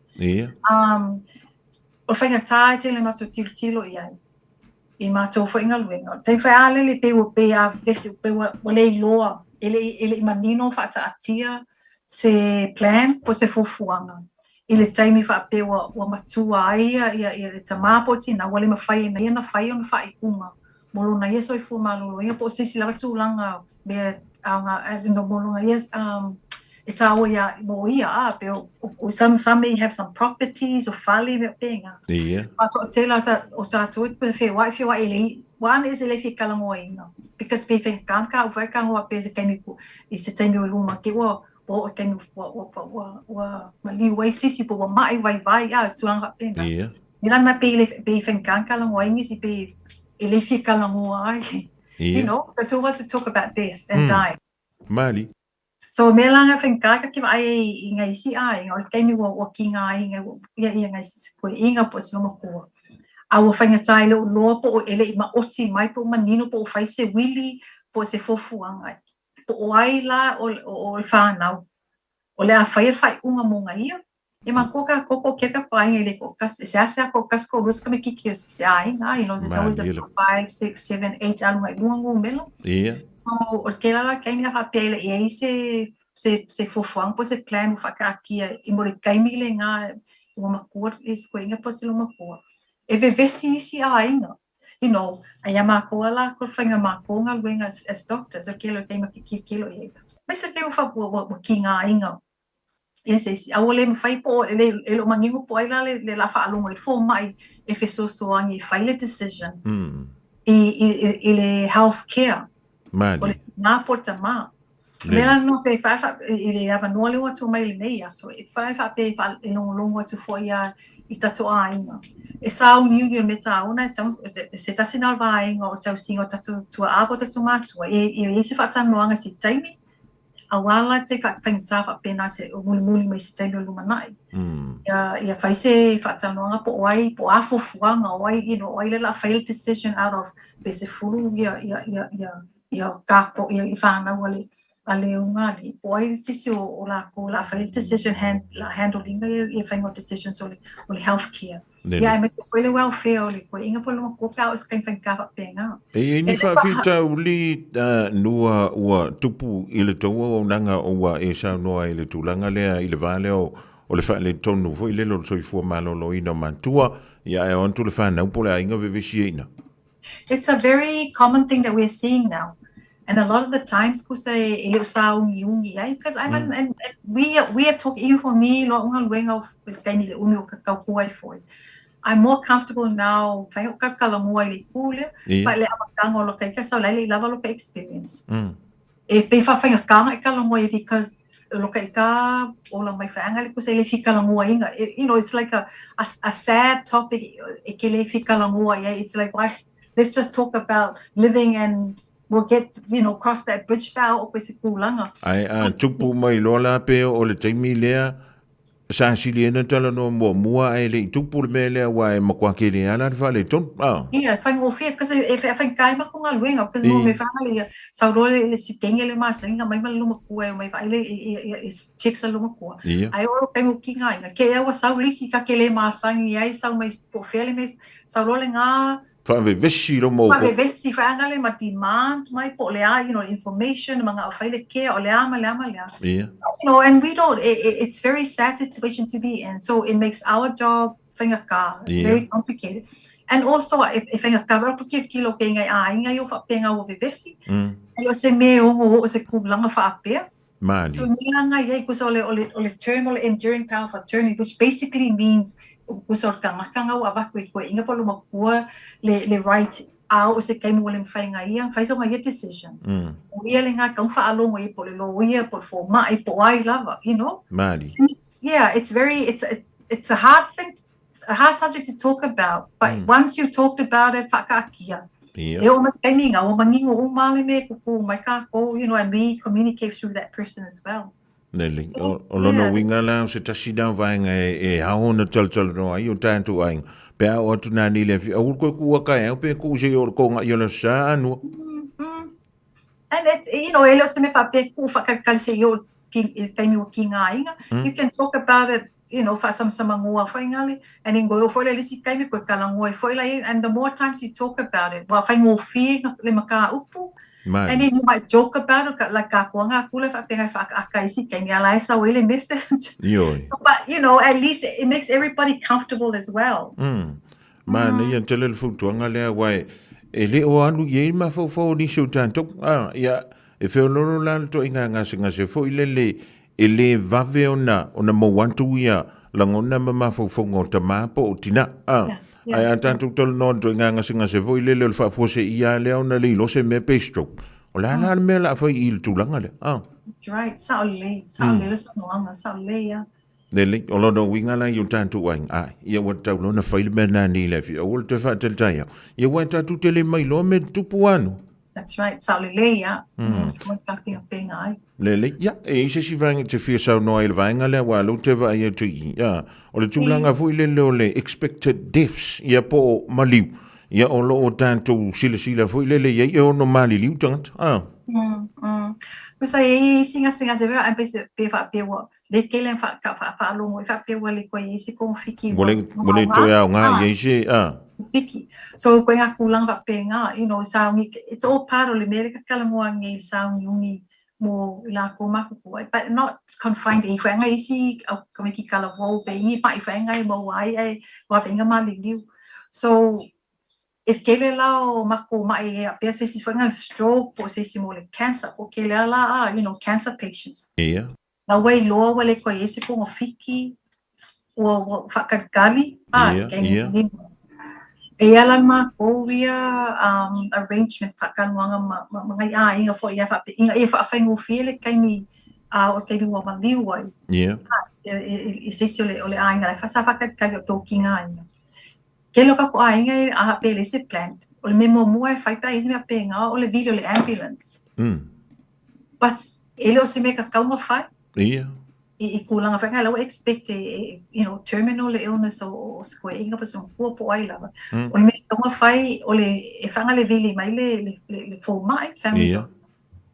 Ma whai a koe la ia leo le whaukuanga i le me kaunga whai cause o menga o le vili le ambulance o skoe inga kulanga whainga whai se accident. Se me se ele fo fuainga uma vili le ambulance po wa vili le ambulance e vai maleo vai a papel se o lawa terminal le cancer e ele fo le mau vevesi ele manga o ele se mem frente e fai ele ngasa sele o le se senga nga so it's a papel se si lawa expect la fakal kali o ki nga inga le mai ele le plan fo mai la ko fa pe vili mai le fo mai nga va pelo fo kwanga nga papel fo kwanga la ai Whanga like ele wha ngakia se me e whai, take the time o le ainga, whai le loku, wha poko ai, po ele ainga, ai poko. I whakakali le aha peo le poko, ko e wha le lawi. I whai anga ngongo sai se o kai au vili mai fo mai, I whai le death certificate. Ai a wha apea during the daytime, o le plana whainga vili il family doctor, o lai open kai minga. Nga wako whaila il whakuanga le nurse pol fo mai. But menga vai porque lo ka koinga le lo ele malmalama le kunga e kele vili le ambulance ke le vili ko malako fo mai I mean leo e o ka kele o vili vai se leo so mai po fe me fo mai pe le kula leo le medical o le death certificate wa se family doctor ta tope antula senga se fa pe o le wo ye le tulanga le toya nga i se me e se ko so ani pe i se me fa into fa ye le to ona Le ai a fon menga lenga pa penga fa ka ke ese le pathway o le pe se se la expected ele se le fa pela ko o le si menga lenga vil ambulance fa pe o ku ka fa lo ko fikinga ko fa mai ele e ka ka pele ai pa ele ai o mai ana ko o ba ki mo o le ko ya nga is ko fiki ma li fo le ai o se ko so ko fa ki nga nga la ko ka ka le ai mai la nga fa nga pa le me for comfort care schools that involve ele hospice lango fa pe family doctor e la support le ai ngal ka singa la ko nga ka le family until wo le kaini wo fa le ko mo wa madi wa then le langa i le si la ko le fa le ambulance ma wa ko le ambulance it's like a ko fa aula sis menga le kal fenga i mai la wo ba lo ma mangingu wo le ko ya nga i se konfiking a tonu ila ya nga ile va nga bombo le e sando ia no ile tulanga vole le fa mutala no ia fa na wol to ina malo to wa o le me monia no e ia inga makwale kala ngole uso le tang le tala no le to final to ngan ile time le nei ya le so i full to ina malo to ia me ko ku ngi yo lang ai ese le ta wol va nga le pe o nei sa no ya wa fa ila fi nga lo le i fo ile le tama poltina o ia ile nga se tu ma wele to ya nga il tong tinga ai masau merka ka nga fa tain masau mai ai wele kong e sa fa mai la mo ko nga ve ko nga la le me ya mai ma we ma ko resources ma tin mi le o le ambulance ma that's right so le yeah Ja, le ma no fa ja e ise si vainga e fia sa no ja le to au mai le dan to fa ma to winga to nanga ya ma services for your low to providing. I think lo amaka nga sui le kau amaka fa le malu la pa me o fa kwang masanga la ko e ka se fo malu inga le malu le fa kele le fulu le vai solo mai ile clinic ia melnga fa ngali fa le lava fa na la iti ma fa lava ling vai lava le ingu fa me ai ma lava le mo fa pe fa la ka ma ku ko inga lo ma o fa le lava le ele ke aku le malulu ia ma me fengo fia fanga la pe fulu me mo ai fai like ole ingo le panadol ke ai kinga le ulu ma ngasir kingo lava le ingu vai o lava malulu banga ngai fa pe isi skulang ia mal menga fa pe ingi me fenga test le covid le fali den ele e nga ke le pe test so that ele ko fe wai lo me ka fai ai vili mai fo mai fenga fai fa ka lo nga le o le telefoni. Lele, o le no tau wha longa tupi e nana tau sau lau sau nanga fui lele i a lava le moi pe a no. Kaua kele, I think ko kele o ka kupi pele a mga ia le kaua kele le moe. Ako soifua maloloinga, e pe ole kausi ia lava whaiwhalea ia mea ai. Me kausami e whape ngā fwoi le lava le ingu vai, o pe menga pe whale ango kele i kako. Bisi I ma o whiwa e ku I, ai le whaia menga I la ko the simple things, but they really make a difference I kako wa whaalongonga. Ai mai se kei mi whaia le fulula, koi whaangu ki ngā le ulu. Kelo isi kei mi ole le lava le ingu vai. Lele. O i se wha mo le tanto o danga I si tia le tau o le wa inga o le fōma I pēo nei alua ia le tau nei le te mini. Hafkai ia le wha mangako. O le keimi ngai loa, I think amaka le masinga ngai, nga koe whaisuinga fō on mako fees. Ia. Ngā la lawa iei o mako ilunga mako le Facebook page or le website, whape ngā fo ia I mako clean sau ko ilunga ia pepa weka pe ia notices e whae loa ai le mamalu. O mako a inga mai o ngase ia o mai I le suinga fōwa iei mako ko kongi o vainga fō mai gaming ei. Dele, malo fa tai ia mo nisi fa mtalanga le asa wala so tai toile manu le tunu mo fa sili ai le o fa le lave fo ile le ngisi kulanga ka fa le lave mi me ka wa inga mi me va penga.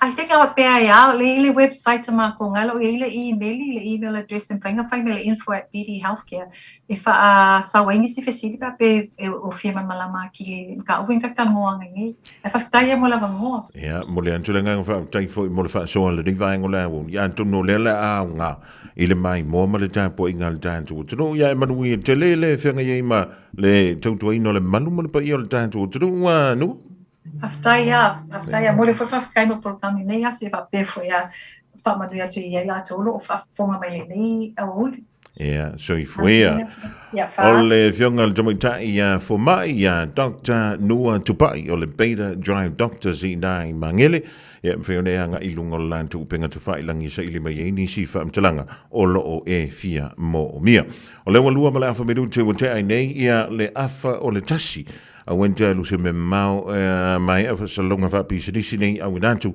ia le tantu polokalame ole a reto leola. All I hear is Radio Samoa, Radio Samoa, Radio Samoa. Tasilima iwa tolu amo. Radio Samoa, tasilima iwa kolu amo. Masalo ua e vaai I fale fo mai, po o ta avale ale fono ma e whape ane, ua nao au nanga tau soifua malolo ina, ma nifo mātau te whaia. E tele le whasosoani e maua ia mātau. Whasosoani mo le ola manuia o le mawhauwhau.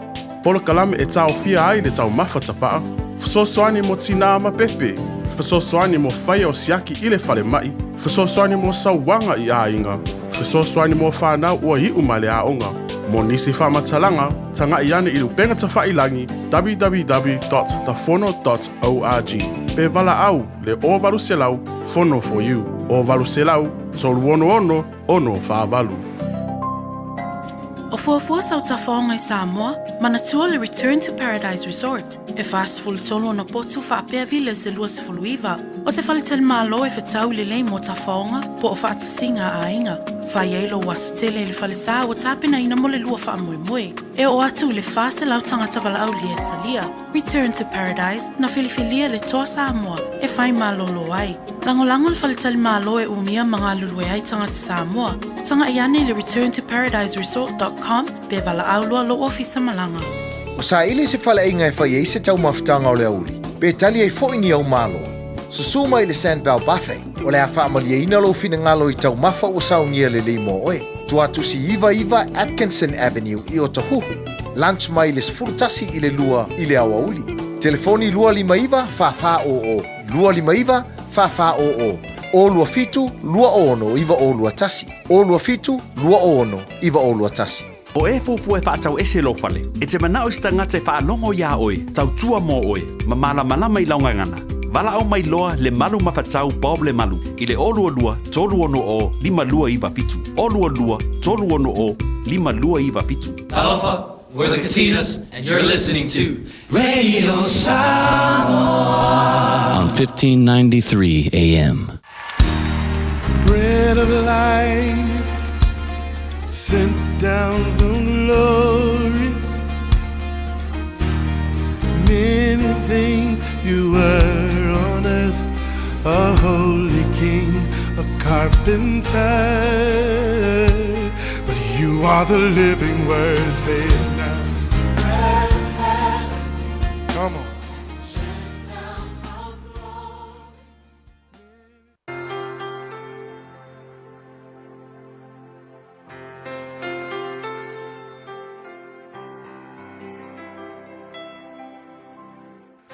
Au te whawhila e te fo il tātua tunuu i le amatanga o le neiva yaso i le lofo le tua. Ia malo le soifua manuia ia te oe mwhai fo i on fiso taima mai moa tātou pokalame ia yaso ta itasi o le vai yaso. O le ngaruenga e lua whaupetol sifuru valu e whapea i nā salamo ia ma ia ta itasi o na papatisoina o tau uma i le suafa o Yesu Keriso mo le whaamangaloina o anga sala. O le upu mo o le aso le nei utfitala no i le upu lea salamo, repent. You know, o le ki o le whamangalonga le tua i o tātou o langa, o le whaingofi, o le salamo o i tātou. O le salamo o le sui lea o lo wala, ua suia le direction. You change your direction. Le mesa e a ngai iai, ua e koe ngole upu salamo, ua koe sui atoa le direction po le ala nga e sa wai.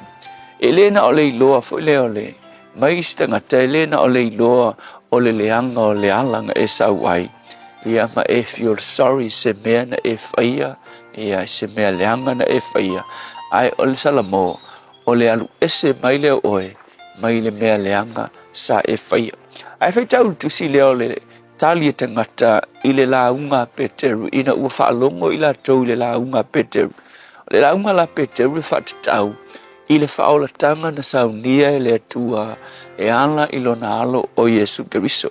Le ana a wina mai e le atua i le lalonangi ia ai wha siotia e tangata Israel.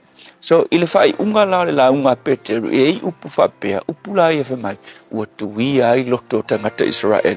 Whai mai le whai unga o launga o te manao e matuai loa e outou le a inga o Israel. O Yesu le ngo ko fasaka roina ko tangata Israel le ngala tu fasata o Yesu na tu fasata roina fe mai o ia lea ua faia ele tua mali I makeriso ya ke lo le respond tangata fe mai ua fa alongo mai I lato ia upu ona tuia le o lato loto ua mafuai ona lato fesili mai la apostolo senai se a se mea mātou te whaia. Ke lola le sona o a o mai. O le salamo e whanau mai I lowi loa ina e makua se lau mea nai whai. E leanga le mea le ngai te whaia. A e loa loa e leanga ma se le mea ngai te whaia. Le venga lona lua ona e alu ese mai ai le salamo le na. E ke alu ese mai ma e wala au I le tua I lana whamangalonga e ala I lona alo o Yesu. Ke loa le upu mo I le aso nei. E le ai se isu I tātou e sa o noa I le o langa le nei. E se I tātou uma. E le anga I tātou uma. E le ai se tasi o tātou e ato toa. Ai a whai ua se o le upu mo I le aso le nei. A whai ua se o le lui mo oe. Li liu ese mai le meanga se ai. Sui lo wala. Sui le direction e kia ngai iai. Ma e whaamaua lalo I luma o le tua. E ke lo le wi whaamau o le tala fo le Lukas hulima le whatoto. O le fo I o le mau oa, o le wi whaamau oa I lona tama. O le ki ina ua salamo o ia. Ma fo I lona tama, ma whapea tu lau tama e. O le toe au ngā o na ta ua o sau o tale. A ia ta ua se tasi o au auna. Aisea a wā ua o wanga sala I le o I le langi. Mau luma, vai ta ua tele, ua salamo I le mea ngai e whaia, ua whaamaua lalo I lona tama, whaamaua lalo I le tua. So le upu mo o le aso le nei, salamo ma foi I le tua whawhitai. Whawhitai I ala wa saunia tama, mātou te langona I nai, le leanga, ma le se o mātou wala. Ai so se teimi mātou te foi atuai I te oe, e te talia ina I mātou o lau whanau. Whaatai Yesu. Amen.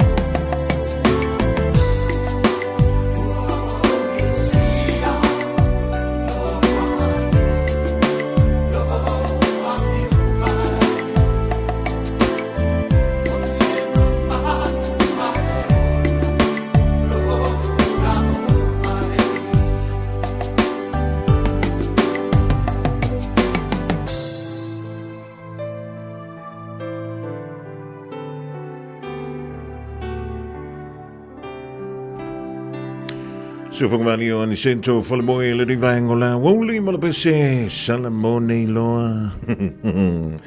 Io e wintu whatali se io nā nei te utu I timu mai nā nei ngā loina e salamo. Whapte antu le sunga le whaiwhia mo le tātou polokala medao le awil tō leola. Le nei fo ia wauli ia wasa tima inga whaale nganga mo oe mau ma i tātou uma. Io e po a mea o le rio langa e tupisi ai mo tātou vevesi ai. Ia, awan ingalo ia i tātou. I ele te. Ia e o me i le wala. O me ana le wala au e sa. Makwa siku e li pāring ia oi. O me le wala au. I siu a for the no a for the sound. Ia longo wi. What te le ala ma le fa le tonu tātou. Ia, ai toi whaatalo whaantu e le rivaingo le awuli pe a whai o lewa toi mafuto mai e le tātou polaka lame. Ia, o le awuli ma whangamua, tā le lua i le awuli le so. A wida atu se whaapoponga o tātou tala mai a se uli umalau leifi. Masalo ua e ai i fale fo mai, po o taa vale ale fono ma e whape ane, ua nao au nanga tau soifua malolo ina ma nifo mātau te whaia. E tele le fesosoani e maua ia mātou. Fesosoani mo le ola manuia o le mawhauwhau. Polo kalame e tau fia ai le tau mawhatapaa. Fesosoani mo tina ma pepe. Fesosoani mo whaia o siaki i le whale mai. Fesosoani mo sauwanga i a inga. Fesosoani mo whanau ua hi umale a onga. Mo nisi whamatalanga, tanga i ane i lupenga ta whailangi www.thefono.org. Pe vala au le o valu selau, fono for you. O valu selau, tolu ono whaavalu. O le AK Auto Repairs i le ono se fulu malevanu Taro Road Mangele, latu te whaia warrant of fitness. Basic service, wheel alignment, sui taufi, suspension, gam belt, fabili transmission service alo tabale. Talia wins quotes man afterpay. AK Auto Repairs i le ono se fulu malevanu Taro Road Mangele, telefoni lua lima fitu tasi o tasi lua. Tasi lima i watolu amo. Radio Samoa. O le ua sifulu tolu minu tolo toi ona tale o le intulai lua o ni siri o tātou whaalinga o le utonu mai le ofisa o le Radio Samoa mo lau si la fia a whai o le utonu mauto mai talo wha malo le ngā lua malo le onsai ia malo foi le wha malo nosi ie vanga ma tā whaunga o le ria stofi a mo ia oi ia le lei o le tātou whaalinga mo mua le utonu mai le Team No Excuse Zumba Talofa Samoa, manatua le tātou Zumba a le Team No Excuse. I le Sotofi e pio na masari ai le OMAC po le Otara Music Arts Centre. I le tolanga whaatau i Otara i le afo le ono i le fiafi. E le isa tutongi o le nei Zumba, sa su mai tātou fia. Ea ma wha malo si tino whaatasi a wale soifua malo loina. E maua le tātou Team No Excuse i le ono pa se lau. A Leander Crescent i Otara.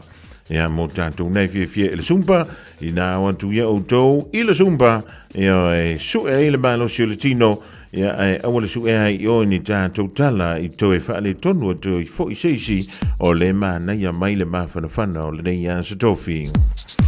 Ia o le isia tātou whaalinga e whaapea, vau filifili male songa.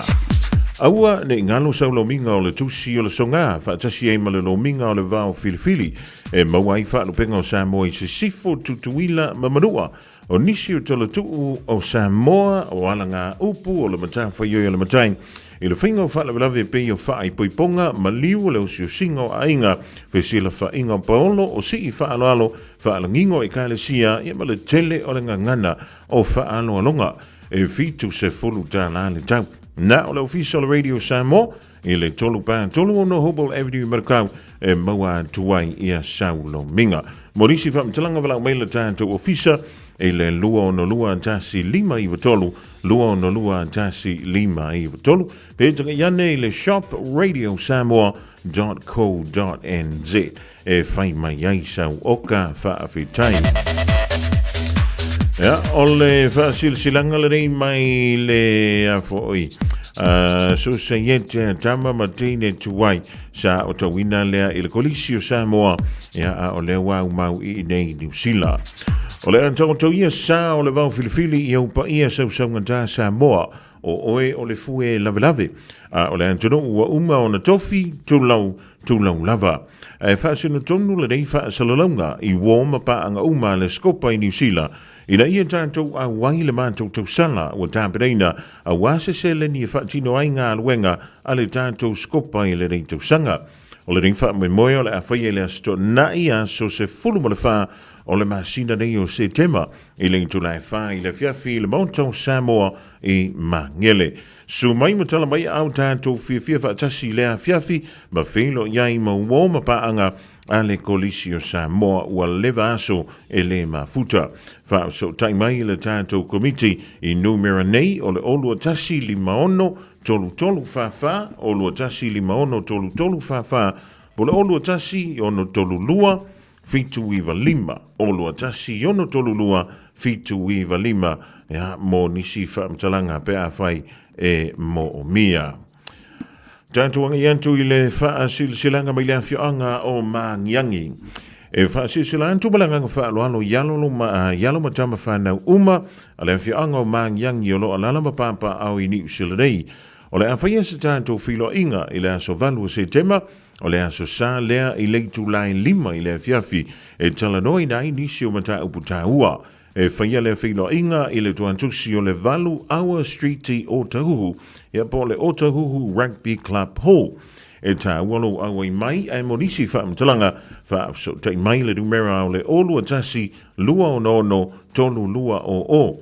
Olua tasi lua o nono tolu lua o o, po le olua tasi lua valufitu o lua o lua. Olua tasi lua valufitu o lua o lua. Ma le wha aloalo tele, wha whetai.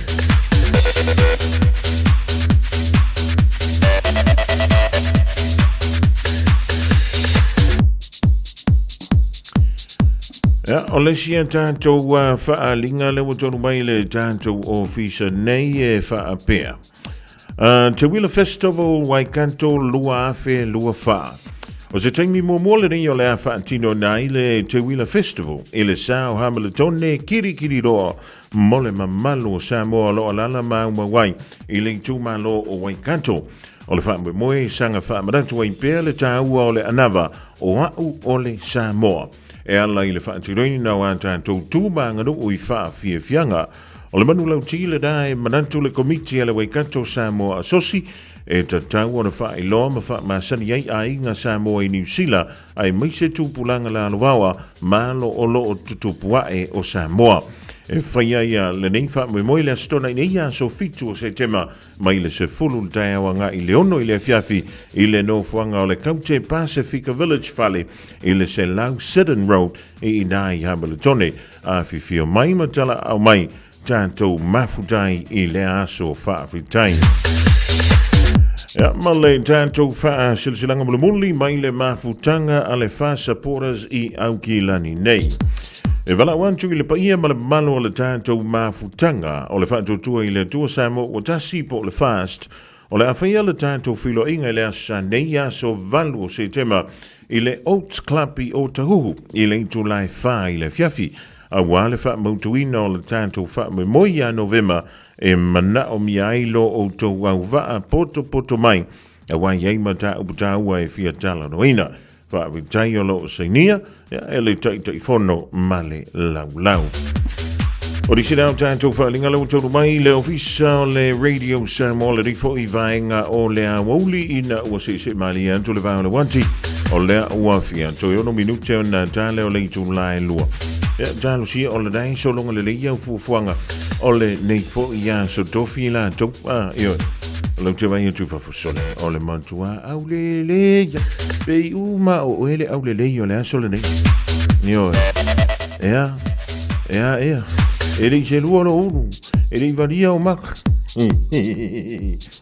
au io ka fia o lu male ako i se au kama wala vai ke fa vai io ma ko i fa papangu mai wale manga ia le manuru kusala sulu bailela le manuru ele o alo i se mer manuru o le ai manuru vai la wenge ke wala la i fa fo ile le malo i so io la vole me mo ele solni na le tane tasi tane lua ia pu lo mali ia afu fo ile wa amakanga i furu o asongi makwale a nganga ya ko fo le manuru o savili le fa faile leilo o fu ma fana fai auto tini ko lo sa ke nga se faile se vel krisi mas wale fo sia foile o le maruru Awa lavangi e se kia le la. O le makua I manu lua o faf. Le nei fo I vaenga o le auli e leo tau mistem. Anga I antu mantua e piki mai fo I a whana wa aonga I le tau le tolu o isi a aonga. Tua I le kuanta I te ai le tolu I le reia o auli le so to. Le reia lau sa ngiu. La ke muri ngasia ki I le kange vai o lau kawa. Yo, ai fa pe I mai le soa o lau kawa. Ke fa ia le mea le skam ki kilang whan kolong ka mai. Alo sia ki soa o kawa. Wa laki le vavea kui fa forkoi. Malera ku ngorkoi. E leo se inga I lunga le mele fua le soa o le kikire. Ala uka kango ka kalan mol ka pungi foi le. Yo, le ka pungi le ole afoi, ole afi. Yang kangolola ia vili e se le momongo foi le. Le momongo ile mele uku ye le soa. E vai melan koi. Sali. E se al mela kikire fa. Wa lunga wi mai kuangi o la kusarku. Ai momongo I konguinga. Wala kilele nga ui se meo le kuangi. Mangu e uki e koe malea fior ka avele skoi. E ri lofa. Anu e se faring singia. E ue ki e kango loke wanga. Paule me e kupura uro. O le mane pele pea koe o ka avele.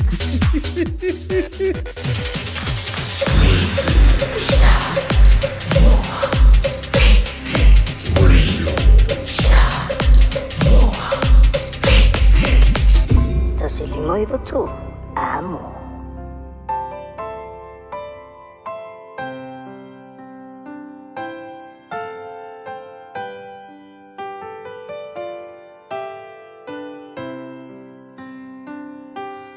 Jalana I mai a lousa I lo ua whanga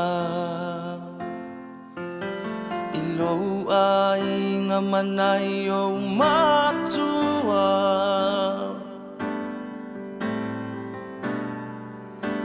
Manai tuangane awa olei oi mata Na lolo lavatinga I mata ole whea inga E pola pola fatuati le matinga A o tala mea faso loi papa sao seunga Sao seunga Ua ola le mangalafu le lofa la tava Ma le fa amatoa le fu ala ola pea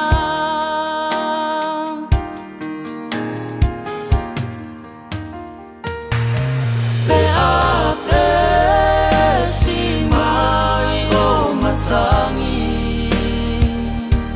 Pea uona sami wakupue ai le fafati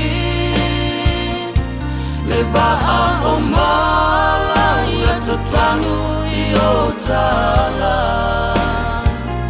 Wa malia le alofa Wa masofa o urangona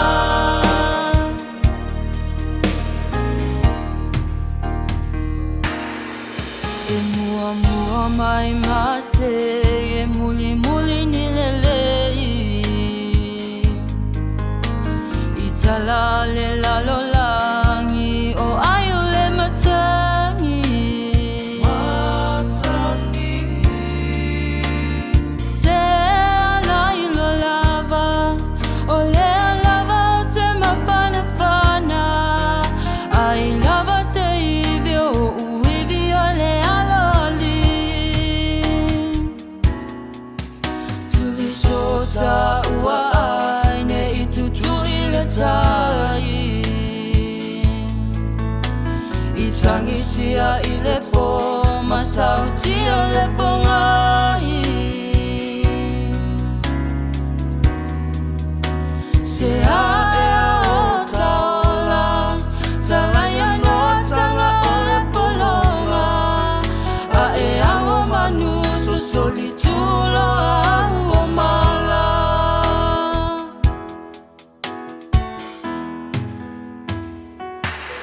Pe a pe si mai o matangi Pe a o le sami wa pupue va'a o mala ia te tanu I o tala Wa malia le alofa Ua masofa o ulangona He ave si mai o matangi He au ona sami wa pupue ai le fafati He va'a o mala ia te tanu I o tala Wa malia le alofa Ua masofa o ulangona Wa malia le alofa Ua masofa o ulangona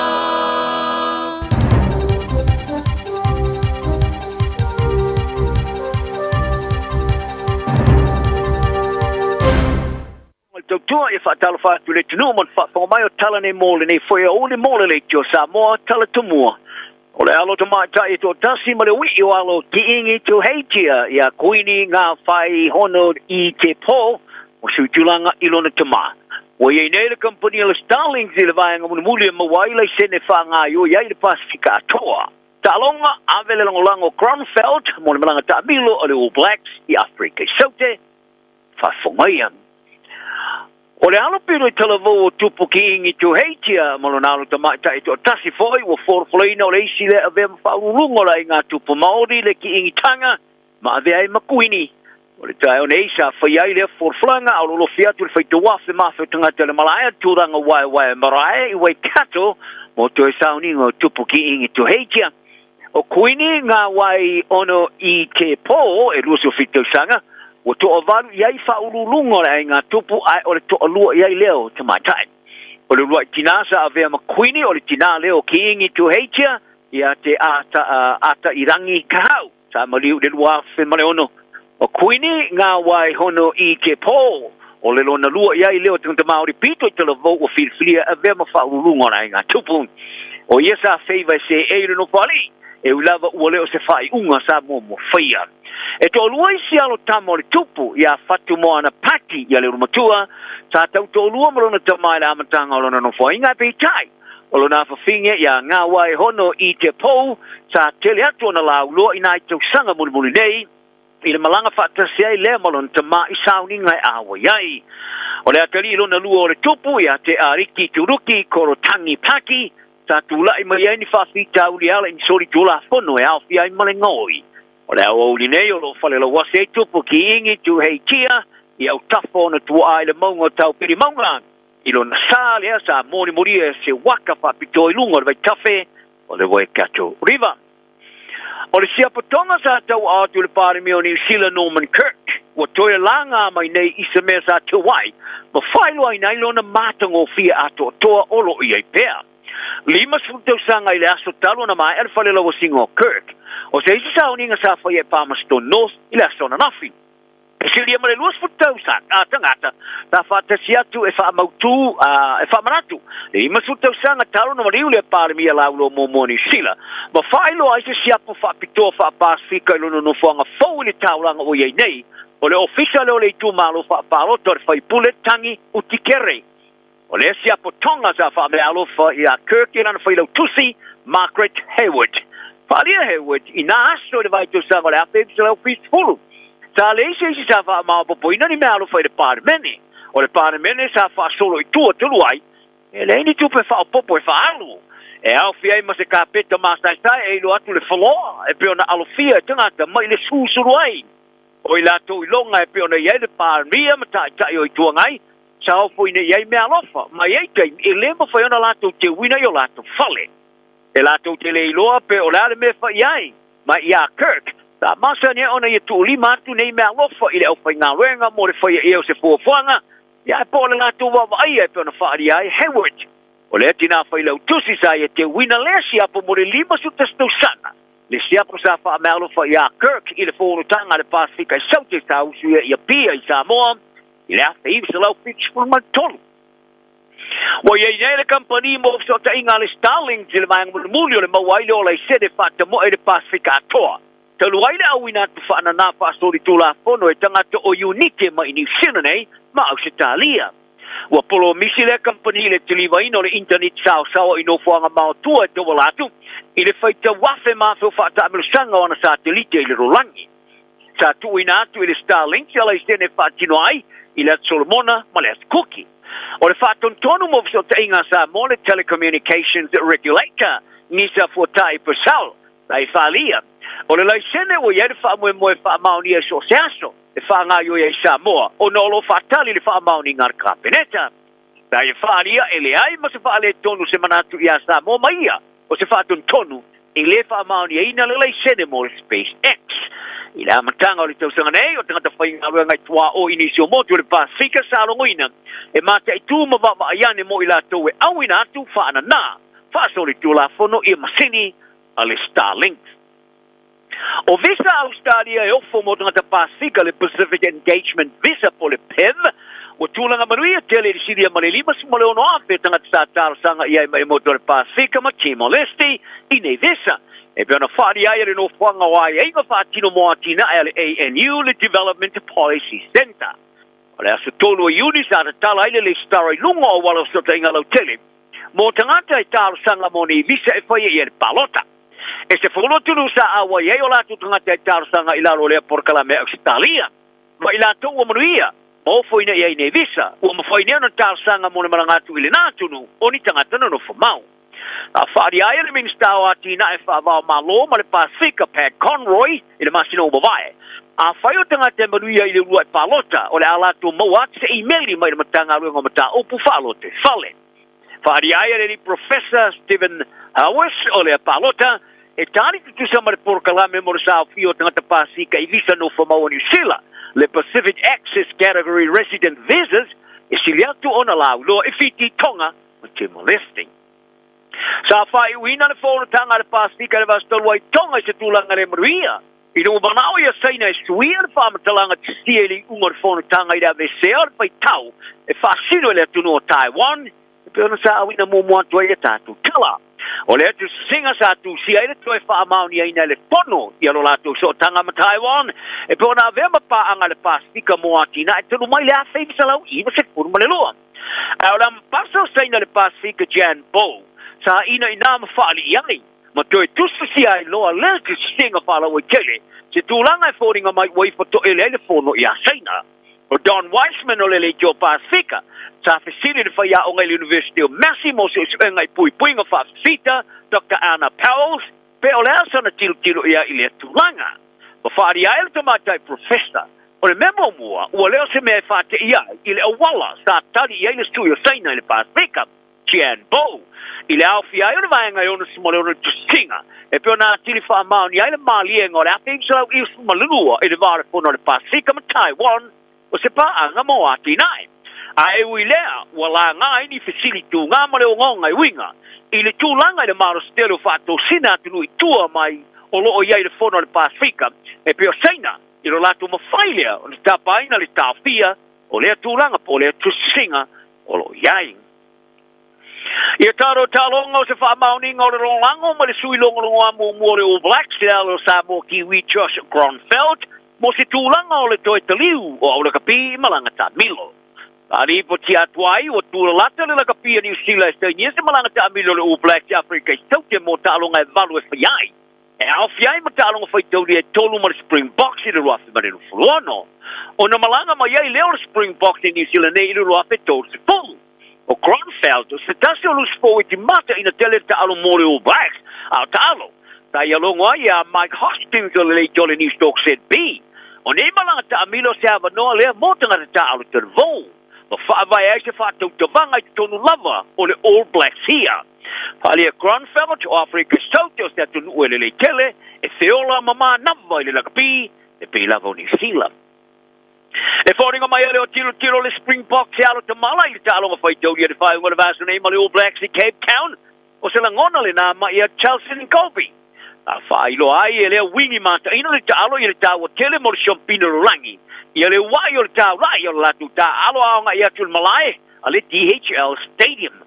Ta ia longo i leo whai li poti o le amu sai le tā alo le All Blacks e pio selfie O le mele e la tau te mo mi ai le tu mau na ngaru ngai ona la tau fa ia mangaru lu ma losi mai la matanga e o le unga ma se fa moi o le sele ai fa unga le talonga o le tamata alu lo nga tonu le nei tua Lucanio M o ia la ia fo ila na au ile manatu ma male ile All Blacks tawai le fa ia ina le tosu tasilo sul fitu le fa unga le vaso Ellis Park ma ia ta wai e deleta te one manatu fa tau vai ani Zealand ma o le ta longa le astilia tona fefeu ma o le ale o ina malai ma talia le fu tau o le All Blacks e ma seria ona ma losi le la tu longa Cape Town e pona ma furi ia tanga talanuli e pela mana sasa wai mai le vai te mo ma losi le fai longa lanu a Vela Springboks ma se au e na tanga te papai e firi ia o se lango mo le All Blacks e pona io ia Kobe ai sa ia tau foi ina te maukinoa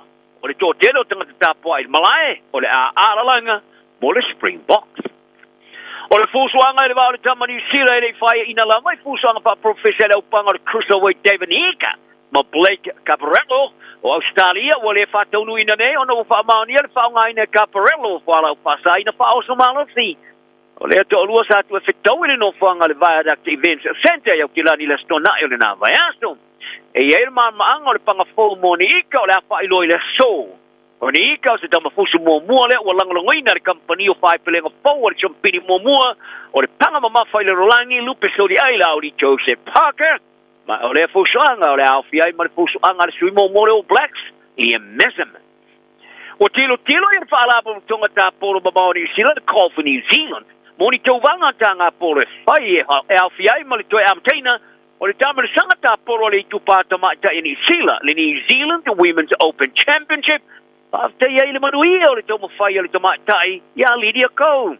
O le manu malo Cole, le pine aura lo mpeka i frani, tolu i nei malo na manu malo lo na tolu i tama le sangata tele, i le masi le tolu wai le British Open, ua wha oso fia i le whanu nonga i New Zealand.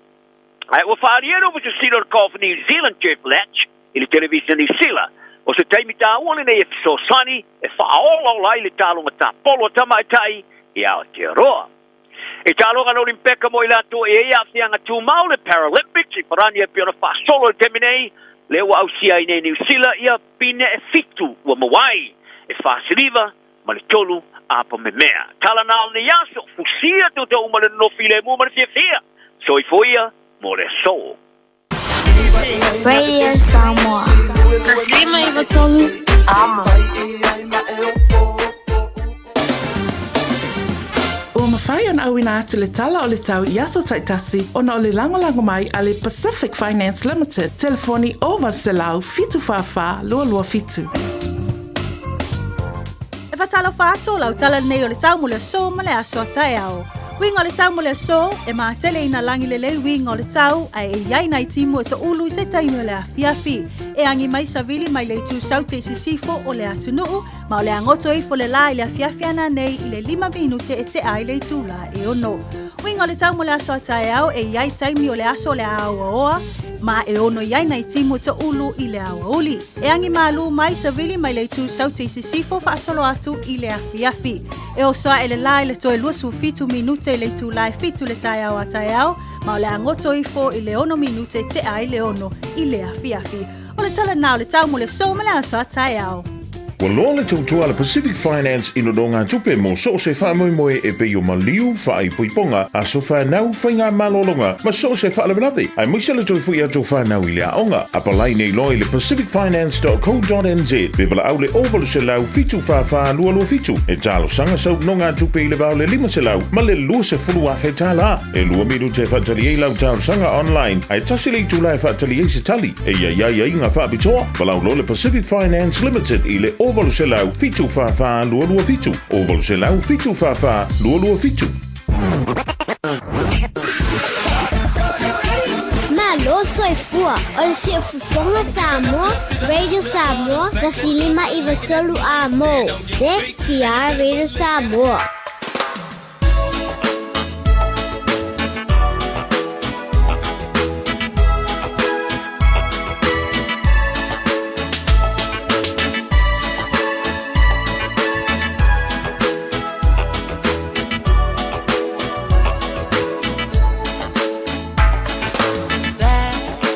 Oh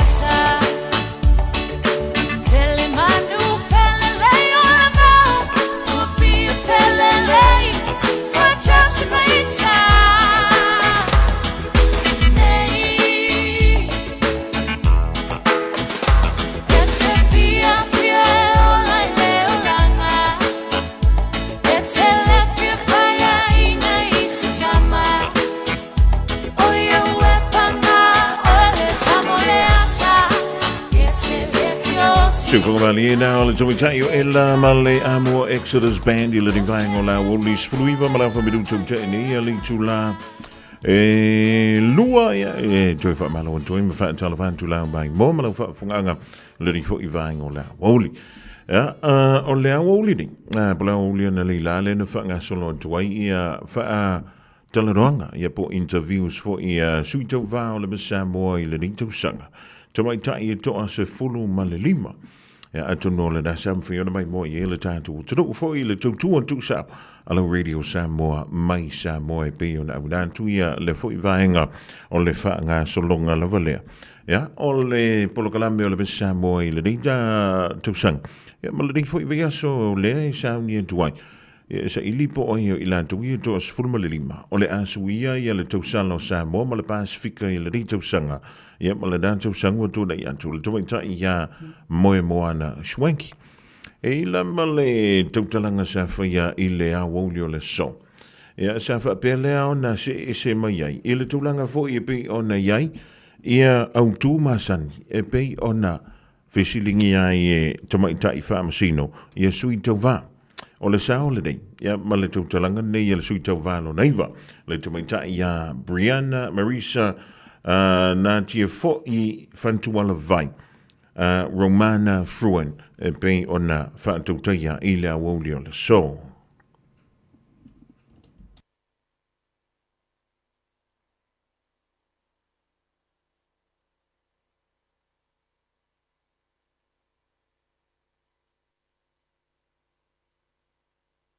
What about this village brings these kids peace and security? I met these kids during my visit to Lokofanga on Monday. They had the sweetest eyes and the kindest smiles. While my heart was there in the village, I wondered, what about this village brings these kids peace and security?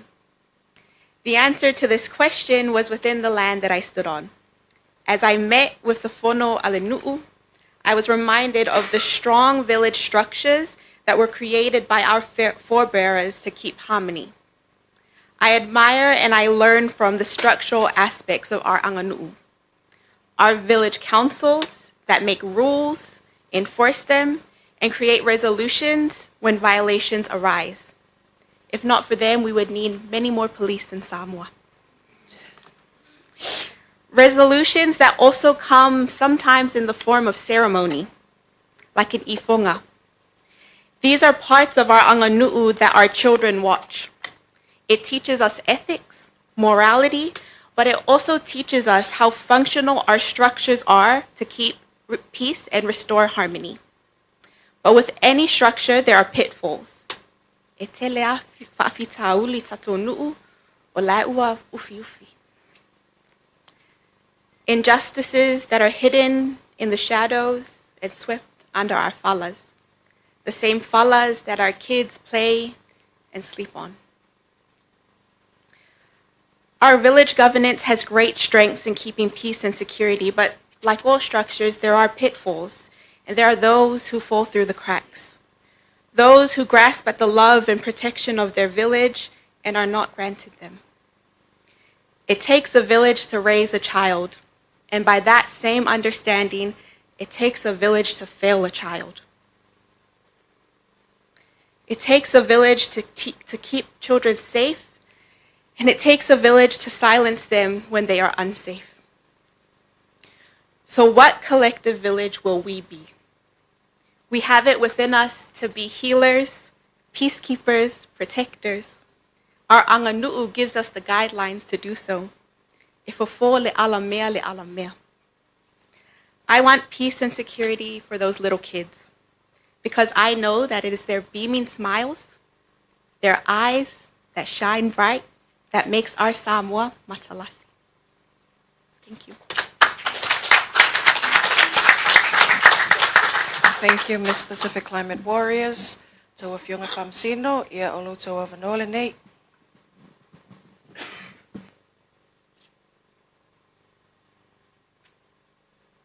Hello, Faftai Brianna.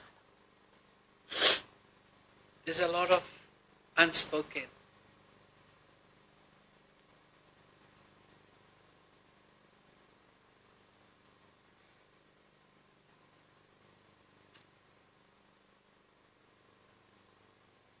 how do you perceive and what shall we do to ensure that our village governance provides safety to the silent? There's silence in this room right now, but I know that all of us know what I'm talking about. And that silence is scary, and I think that's why in my speech there is a lot of unspoken, but that silence is dangerous. So I will break the silence. There is a lot of violence against women, there's a lot of abuse of our children, and there's a lot of incest that happens in our villages.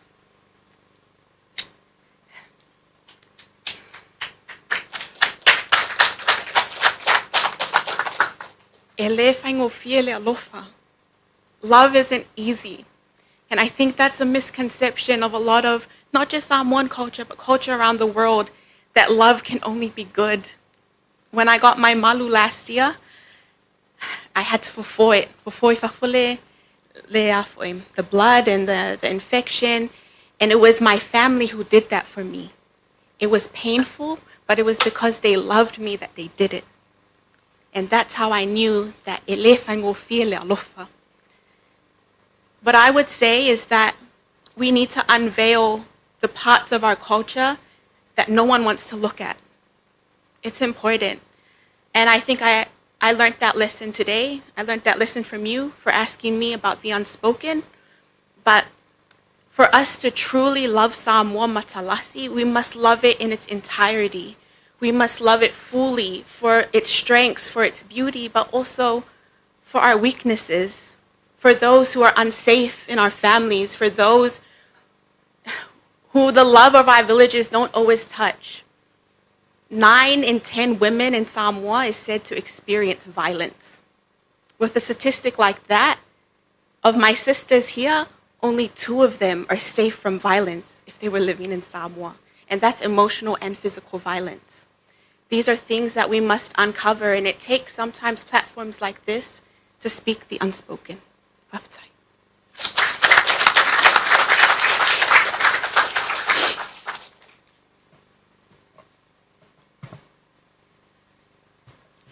I try not to cry.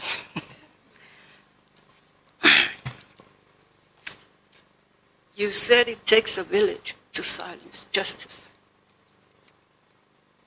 And I think that's the reality of what we all know.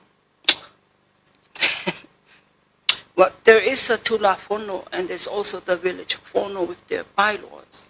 I think that's where tulanga papena fapupo tula fasili Brianna. Do you think o lava mama losi tato tula fono eli mataita ia le matanga luenga foi itu anga silence our nele tula mai. We have the victim. And credit goes to victim for what they're doing, because they are actually the other one doing all this work. But do you think Oma losil tato tula fono? Well, there are times abatuya pai laws village fono tonal famasino e take famasinonga. So do you think Oma losil tato tula fono bangale be wa mafuli tula fono ile policy and fatai? Thank you. I think that we can strengthen policies so that there are more boundaries and safeguards. But even before that, even before I say strengthen, it's about the enforcement of the policies we have now, you know, and the enforcement can't only be put on o makai mangu'u. It also has to come to our families. There are people in our villages there where their truth doesn't even reach past their parents. They go and tell their parents what happens, and their parents silence them. And that's the danger of silence, is that we could all be standing here in this room, and as I say my speech, and everyone's quiet, but everyone knows what we're talking about, because shame is such a powerful thing. Oma, tapu. And that's what is our responsibility as this generation, to take this up, to use our voices. Don't be scared. And I think if one person starts speaking out, if one family takes their daughter's story, their son's story seriously, maybe the next will feel empowered to do so. You know, it all comes from our societal pressures and our societal beliefs that, the cost of silence is one too costly to now pay. What is the cost of silence? The cost of our children? Because if it's that, then Samoa, we can no longer pay that. Wow. Maka kia. Ole ale cost ole mele ta ole silence. Ole suta valo na ivana ole sa ilingo se tausala o Samoa. Ole ua o ole tautalanga le tomitai ya Brianna. Inisio mata upu fia ia lo tātou o tunu. A misela vai Samoa. I tutonu o nisio nu umafia anga. E sa ve umata upu ia. I lalo le kapitang. A tonu e o le vai aso lea na te antuni po le vai aso e nei. Lenda ufa alongo i se mata ufa pēr. Al wantu le tina e fo ilele e ta wantu le mea utupu. Ia ai anga ia ne ia le pule ngā li mawhai pule. Ia mawhai e le tūlanga fo ilele o le aule a vel mena le tūlafon. Matau tia. Ia le fo itu e ngā me whapea. O le sao lao le tamaita ia Brianna e peo le whaafonga atu i le anturu ule le vaengo la wule. E mwhaiona ia ngā ilunga le tātou Facebook. E te toe manta ma e sila iai. E se le tau. E se le tau o le vaenga lea. Ona o le maua lunga. O le whainu mera o tina tamaitai mawhana. O lo whapeleo na sa waina i tutonu o le tātou o tunu i Samoa. Ai talo sia o le a o ngā mea o lo tula i mai. Ia mapolo kalame pi o le yeile sa i linga lea o se tausala o le Pasifika. Malunga o le social media. O le a momoli en tuai se fe au tāua. I le i tūpā o tama. Ia e mise lava le pule ngāli i mawhai pule. Oi. E moni o lo yeile tātou tūla fono. Ai so se mea lava amata mai i tutonu o tātou ainga. Ioi, a le ni ainga e leisa nu. A leisa nu u leisa antunu. A wha le tonu la i vaenga tā ua i o leo langa o le tangata. O lona winga.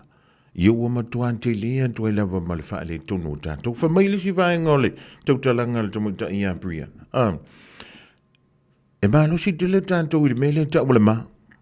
Musu e tala no ina ma ta upulo noto wha pene. Ioi, na liwa ne lava, whamai au ki pisa. Kau valea kuerka ko a inga na ngame. A o a fia e ole a mua ila se fofo. O a fia ea, ole a tātou tala no ai, ina ia whaise swinga. Awa o leo langa ma le soifuanga le tau te soifua ma o tātou ola. E lea ia masisi sa o toto e peon sa no, le whaife au ila so, tātou polokalame la amere to leola. Ai ale kanangwa inga maka apuni. O lona winga. E wha wawa i pia. Ia le whainga lea. O le maa losi ai o le sawaina. O tina mawhana. I to tonu o tātou ainga. Nyoe. I wasi i wangana wa te lele loto le tina. Pete te lea tui ma loto le whana. Ia na awhile o le mta upulu tō lafon. Ona whato ātau mua leo sif soswani. Ai awha pewhoi lele o lea iei le to i ngā mele o le whamai. Ka o fiofi lele ka kom ka upunga. Ngai ko ke lo le ior ko inga e, ioi, lai ma losi longa leo i kongu, o mrea. Ia, antonu e sa au i lisi tu. E sa. Lai ma losi lisi ufongo sto ina i tonu, o lai tau mawhai e whaise me lele. Ai a whaila o le tūlanga lea o le wha au fiufi o le whainga o le mene. Ui e wha whiala le tūlanga o lo i lea i anta tau tina amatamaita. Ioi. Ia. Antonu he, o lewa tau se fo i le ia le tātou mta upula de vāngo lewa. Ia, mai le mepe o le masani, ai, leanga e se le tau o le mele o le talaroi mta upu whapea. Pe ia na whai mai le sanruanga le whaiwhi au i le so. Le ia msisi sa ako koe le largi. Nau le ri wha au lai le isanga sala e na fio mai laloni. O ngau kāku. Ioi, awa peanga ki wha mai e kia ule uringi. Sot, le eri whonga mua o umakua se lau posengi. O whea tule i antoi. Soli, ke whea kore koa rouroko. E se lau to. Makua kore upuro peanga i se upuro i antoi. Ia, ai mwhai ona e mola atong. E lunga o Facebook, ma le YouTube, a le Radio Samoa. O nisi o whaatalatala ia po whaatalatanga uma. A sui tau vaen toa se whunuma le lima. O le Miss Samoa. lua fe lua se fulu ma le fa a mai ani si un tanto fa salang o le an tanto wanga i antu lalo ile pito no o we kato si ka ko se ye ye po ala to tape na pi umanga o falonga ile mere kupu ile fa un ngor venha soleri ele o toi po male ile tulanga pe o ni yai ia le tuk malo ia le tupo maori atono le temine o la wa mai au na lango mau i na ile pitonu ule un tau piri ilanga yantu ile lo i we kanto ia o le fo wa pale mailo na alo te maita o ia na o le kuini fo ia o tangata maoli al wantu ale temile ia se yo o al temie ami ai fo oi ai se ka ko anga ia ku lai lo i we kato pe ama ani sine o tanto fa salonga fa abisidis Ua na o le Radio Samoa se furulima iwa toru a mo e tautuaina o e ilangu ngana fitu aso le vai aso.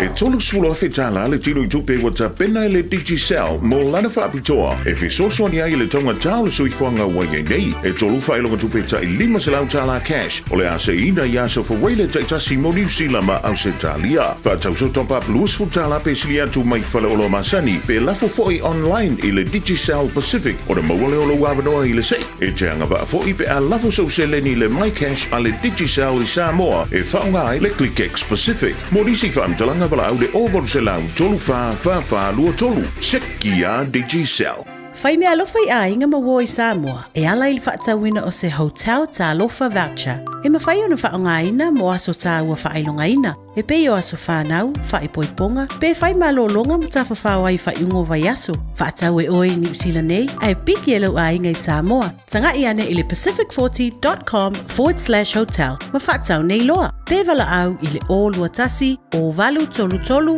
lua lua lua tolu. O lua tasi, o valu tolu tolu, lua lua lua tolu.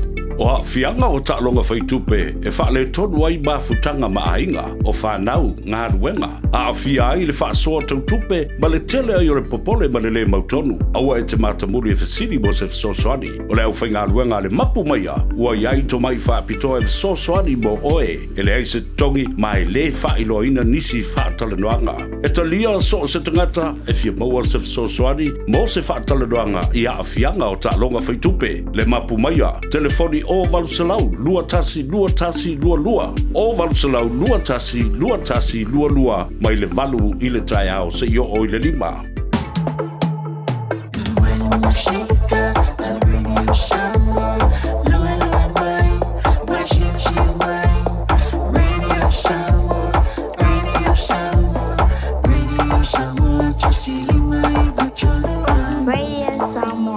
Ja, lewa joe lus fullo minuto na tale o le tula I tolu le fo I vai nga o le woli tale tolu e fa fonga I tala e pe on te pena mai fo tua ya Miriam la toa pomare.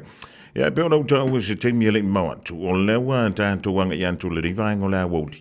I la lo le pitonu o Hamilton ia po na fo I we gato.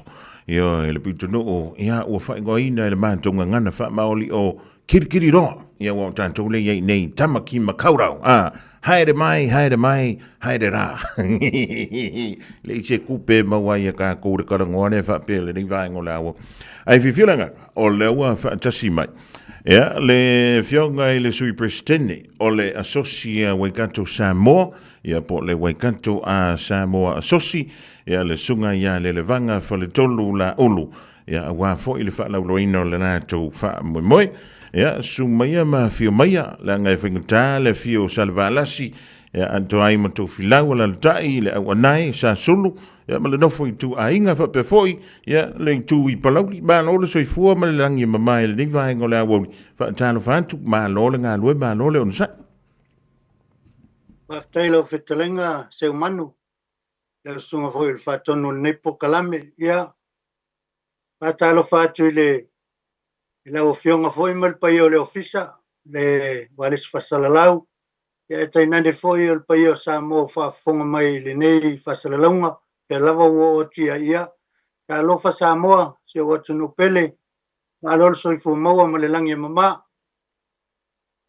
ya o le tatou tau fai fa talo fa la vale le ni vai ngole awoli ya ma lo le foi le faiva ma lo foi le tau anta o le te mai tawatu ya pe umalava o naile 11 tau no antu lo sa ya mai le lango mawai o le tupu ma o le ya o Ioi, ia o le whamoemoe lava na ua. Pe vesiele nei vaenga fo i New Zealand. Ia e fia le loto a wae. E langona lava i. Ia mātone, e mese mātone o mia soa whamtai si tatou tunu māinga. Ia o le ma e sa o me le ma te novo ai i nei. Ia o le aior sifi. Ia ta o le aior sifi ia. O le mea iai ia matai. Ia e whaftai i le atua fo i le au nanga ale. Le whionga fo i le tupo Māori. Ia le whionga ia tau e tia po te tau te wherewhero. Nume lona fitu. Ia ai via fo i le atua o le watula i maisi o naro tamaita. Ia e wha au le tautua e peo nei ai le nei vaenga o le tātou atunu. Ya, malo fonga ioi. Ya, mai tau antu la vai le nei vai aso antoa i le tele o le vale alofa o le fuina mai tau antu a le levang. O le nanga i antu ia tai fo o le Pasifika mai au kilani nei. Ia, wa la vale moli antu fo i lele o le nganga o tātou. Ia, e fia so tau au. I vai taimi nei o pōpua ngā mawhaingata. Ia, mi se lava le a mia i o le tupu o tangata Māori. Ia, po le tūlanga fo i peo ni a iele malanga al malima le onti malavala au mai le tātou tapa au le lang. O le vaenga whamoi loto lea watu lau. Te lenga se umanu. Whamoi loto fo i le vai atu i le lotu mai a si tātou watunu. E me se tupu matamali o tātou watunu. E me se foi o pale tua matausi. E oa i whanau. Wa vai a malfifia. Ia o tufa atasi ia loto Samoa. I nāma i nei manis foi vaenga o le atunu. Ia mau mai whaatasi o e. Mo moli la tātou whaaloalo. Ia tu sai foi maltu malo tupu. E o se vaenga pitisili o na whamoi loto i nei foi vai tau o soifuanga. Awai mātou tele iai mātou i nei isi foi tupu maisi masiofo o Māori sai ei nei. Mani. Taimi whapene. Ia o leo o mātou moni mawina. Me foi lea whawhitai atu ai i le pa ia malima malu o tātou watunu. Ia mese amai au kilani o i la tauna taita ia ne solo male whaaloalo na momoli. Ia o vaia foi moli maul whatino hina o tātou wanganu. Pato awa vai foi nisi o tangata Māori. Ia il whatino hina malima malu o tātou wanganu sa whatino. Ele modele nganga o whawhitai. Hawhiwhia loto fo. Hawhitai. Malo whawhitai. Ia tono le nau ma e au maua i nā ele. I tātou talanoa ia ele tūlanga peo na e sauno. Ia ole pitonu o le sifi. Ia na fwoi tisila fia le vanga o sosiaki whanga e ke le anga o lanka mole anka e whare kongu le sifi. E uia o lau au le sifi. Ia e o le tūlanga peo na ia ile nei vang tau. Ia ai amu ia foi ia lau talenga ia ma le tātou o tunu i nā ia ma le toni. O le e whai eito i sauninga. Ia o le ai ngā tupu o tangata whenua po tangata Māori. Na mawaso wa whanoi te awai e tuai, au le hase langona na e langona ina. E misal wale tae au na leila? Ia pe foi ona whai atu o le hasa maua ia wanoa. Ta maua wanoa wa le ngata i whalatonga o ngā luenga fo sa o le mātou te ngā lue. Maua wanoa e malanga tuai ma whalolongia i al tu malo tupu. Ia o langona fo i o le whamoi loto ma le moni ai whanoa noa. Ale nganga fia o le wawa i atu i le o mai whatasi. Ma salo e o le whatasinga piti tele lea o ta wai e tono le nei ai o Hamilton i Waikato. Le nga whai i Ngaruaia. Ia ai o le langona o le fia. Langona o le fia. Ia wale na o pitonu i nei. Ma ua foi sai e tangata mai le South Island. Ia tele o ngai iwis foi ma nai tai o tangata Māori sa mai lalo i le South Island. Ia o se vaingan na sa vai e le aso. Ia ele ngata i le ola. Le o tau mafa. Ia o tau mafa. Le longa o malolo le au fai hangi foi e Mari. Ta pena ina o tau mafa mo i lato umana iai. Le se tasi na fo i ele family ina. Ia ai ona tulanga fo e walu vai aso o malanga le to tele o ia o taitena le lua aso na Ia sona man nei tae sa moisi nga vango. Ia mo me foi le laku tu o isi tangata to tele luma. Ia. Ia na mo foi le laku fa lo. Foi le silent prayer ia o kasaval me kai laka vale pasau. Pa pena le tulanga le na ia fa tasingai. I le foi fa moi.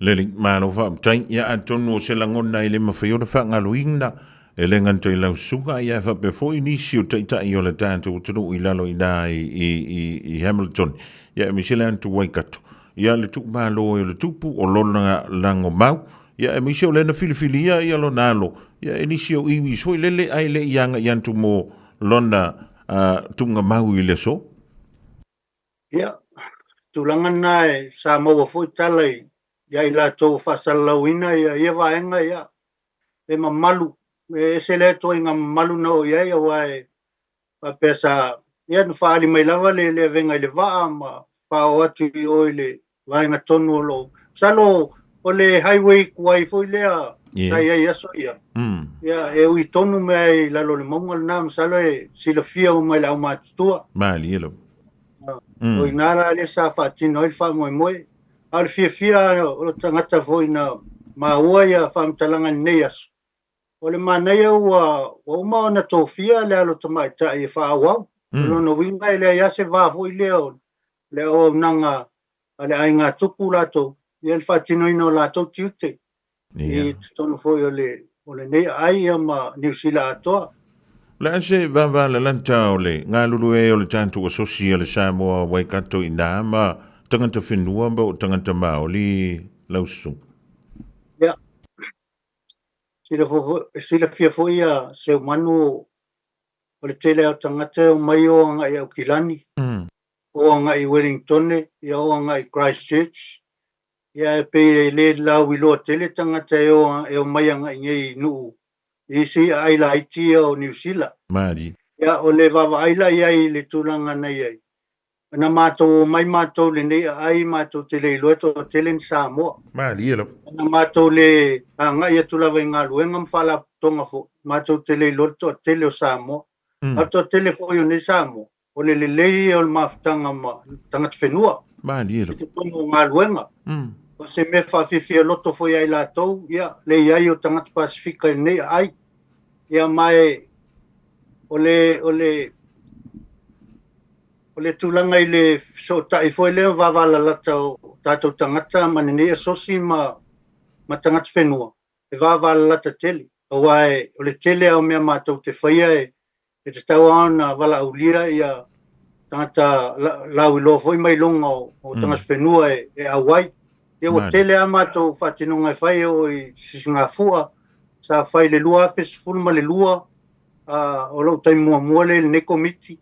Il famna tuina 5,000 ia sa iai foi nai sa iai foi ale sui o tupu ina vai taimi ma nai tangata whenua ia fasor solo mai so se mea e faia al fala aptonga ia vala u le lava nai sui o tangata whenua e o mai foi nei fa moe o lo manei ia fa pena fo ele o tua lava i lalo ia le va lata le o le so tainga me so maftanga nei ai ma lo fa tang ia o le tanto wanga ia tu lole le vanga ile aunga ma le fa moi ia tonu sa umi se taimi o fe falo a ile mata upu pe fa tonu le nei fa moi ia pe fo linga mai o le taimi mo ne o le fa tonu win o le ko ngor ko fa moi le sa unga ile fa ngol ves ia o le fa moi o fa ngoina o le te wila ia ele me fai lava na ve se le malu ma le lunga o le fa moe le fai Samoa te ule te wila wal vai tau nei ia ai pe ama se tau sanga talu ona alia e mai lunga ia le langona le komiti ia sa taltan no lava ma tau tilo po le altulanga e mafai ona fatino ia ona tonu ai le finangalo le afionga le presidente ia ma ne komiti ia le afasavali i tua ile mafutanga le ufainga luenga pa ia le tua mali nai fai au Ia o lea sa whai ia whiutanai ia awa peo matou nei. A le ui atu I whai wheau. Ia mata upu voi nei. Ia e le ainisi e awai mai matou fuafuanga. Mali. Ia le ala holi na sa whao o e leo whaingaluenga. Ia mamaua I lo maltonu. Ia o le a tau mawhai iai. Le a tau mawhai iai. A le wha moe. Tasi ale aso. Tasi ale aso. Masalo. O le amatanga le lope o tui le tau sanga ua whasolo ina tele atu. Ia ai o le wha moe ai o le komiti I le nei tau sanga. Ia. E leo ku whapalangi vore le start small. Mali. A maka whapena tasi le aso. Ia manai whawhiwhianga e whaatino I le aso. Ia. Le ngata I lea ia o le tau whainga fo ia au maitanga sa mo I tutonu. Lea ngai o le ai mātou te whatinoa ia vāinga fo ia o le single fu ai tau sanga uma. Ia. Ia ai le o lava le nā wha moe mwhaiantu whātasia o tātou tangata nei fo ia aima. Nei ainga. Me fo I leo tau mwhai ea komiti. Ia. Whaima whaingi ngai whātasinga whapea. Le laua mai atu fo I le onos fu tau sanga lea sa ia o mai le fualen mawai atu nei. Ia. Leo manatu. Ia. Whai fo I lea vaenga e tu whatsia nei tātou tangata I tono nei. Ai. Ia. O polkalame la o lo wha tino I lea aso. Wai tasi le aso. Ia te tala lava le whainga lotu. Ia. Ona ngai lo lei whawhiwhianga. Ia o whawhiwhianga I o siwa whasamoa. Nisi foi o fan o talavou mai ona tal sanga iai ia pa pena foi e tau talanga fa Samoa e fa tauva ia mamele ka o fashion show ia o kere lope wa maka ngai a apa I le kulanga nga o mo me pure kasi mo me mo le vang ia ole ese o mena au yellow fin ngalon ngekai. Ia. Ia mai la tau ia o tō fie whatino ina le vaenga. 5 tau sanga nga ilunga. 5 tau sanga nga ilunga ia o wha moe. Ia o tele lava ia wha moe participate ia le au talavou ma tangata malolosi. Mali ia. Se avangoa ngai mātua foi manai tina. Ia o mai foi ia o tina ia ngau e sira fia. Ia. Ngofo file mu ai o me fa pea ia. Fio ka fiof. Ia me volana o manatu komiti a veia nei ava noi nai tina I lunga to 5 tau sanga. Nga ia I lunga po fia lava o ia. Ia e faia ia vaenga ia o fashion show. Mana ia. Ia. Pe o nai po kalame na. Ia o tamu faia e fa pupu po kalame. Ia o ngai manatu fo e tasile aso. Ia e lofa fo I nai o tatu tangata e le ia le maual malosi. Ia e whatino ai ia pa mo ngai nei manuia. Ia pe o se a wivin na por kalame. Ile nei vai aso. Ia e ai foi mata mafa. Ai pe foi o le tangi o le tupu. Ele misir ka mafa e. Mau ar ka mafa e kai miuma. Ia ai foi ma fale o loa foi le ka o stalls. Ia ele ave fuala e fatau vaenga na la ia lava ia nai ta mafa foi le seva como ngai VIPs ia manai tangata matutua Nele. Lan mafuanga walin tau filfilia le au tu le o lo o si o manga o lo fa si no manga le vanga le ning tau sa. Ia. Pe tau tata ia le langona foi o komiti nga I le sisi o manga I Samoa. Mali. Awa lewa o le whamoe nei na fua na tau mwhai whaatino o nei ua manatu komiti au mai le te wila nga I New Zealand. Au mai le le langona lai le te wila nga I New Zealand. Mali. Ona o to tele tangata I New Zealand le mwhainko o Samoa. Ia po PSA se a foi o I le vai tau o te wila. Ia o le si o manga foi la lai Samoa. Lea na au mai foi el komiti ina ia whai mawhi mo ngai wha moe. Ia o lau si o manga o lo se manga lo fatino manga ia o le tūlangala na lenga mafuainga ina ia whataua o le o whea lava e alu ele Samoa whataua se manga o mea o alava mea o e se manga o Samoa ili mea o alala mpapa awai ia whataua ia awa o vaenga umai o le fofuanga ia e te tau na whataua le tangata ia o tūlangala na e mesea ia le tūlanga i ainga i nofo i ainga i le vā mātua mwhanau ia whapefo i mea e whaonga ia so uma i le tausinga o ainga. Ia le nganga nan tau mwhaia, ia matoela langa mai lai le fashion show lea. Ia ngai nisi fo i vaenga tau ngofie whai e pausia i meo la ei ia tau ngofie na ia awane i aluese tupetele. Pe ia vaenga na sa mawhawhau i el komiti. Lele. Ia. O whamoi moe whape nei alu sili a listanganta. Ea, e fia se uru whale whamal mole lele wang. O le vaenga nau e fsilia, ia. E le pea whapea. Le pa ia o Samoa o lalampapa au so se vai pangoa New Zealand. Nga le pau ale mea lo e lau tupe o lo pase se kisawai. Ei. Ia, e le se uru whale o le mato whamoi moe ngei. Te tala i tangata uma. Ai o le ai fo ie o le whatautaia le meo le saunga le mou. Mādi. Ia mai fia fo ie whailo atu. Ia o lo ie lea o nanga fo lea le kaute Pasifika. Ia. O la tauna leo lea whaavanoa mai mo le health. Ia mea kau soifua maloloina i le venue.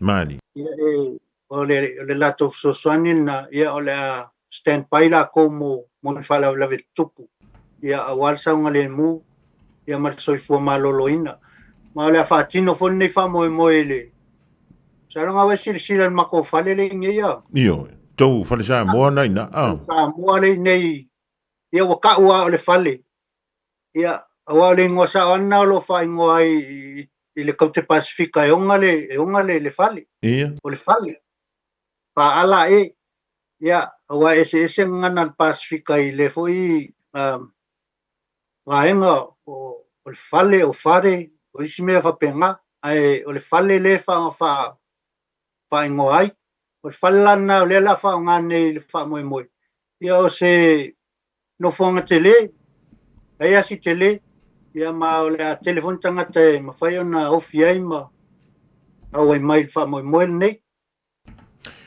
Ia ve ia lo le fa mo le tole nga fa tai mo le no fo o tanto filo iai e le lumo nu e le tu nu la sunga le vanga va tu ampa ia man ia e tau na ia man tu fa be ia uli ma sa le fa mo il fa un ole rive ia so ia le tu i lona amatanga ia ma lona fa unga ia a fai fo le ala vantu ni sil pa ia mal malu sa mo mai au kila nei nai we katu ia u ko so fa ia ma ko fu le ma ko le ko fio aku ma ko fa so i fo wai katu ia ta lo fa Wellington e Hawke's Bay ia le leile tanto fe lo i fia le stona ia pe a pule lo fa le tu e ta ia tu lo to so i fu ia malo manto ola la fo tu ina au mai so fi ngala muli ia e tau lo ngai le tanto filo inga alo va tai se manu tai lo telenga fo i mole avano mo el nei aso e el te tonu ngai le mala ese nei mali o so se me lava ia se Samoa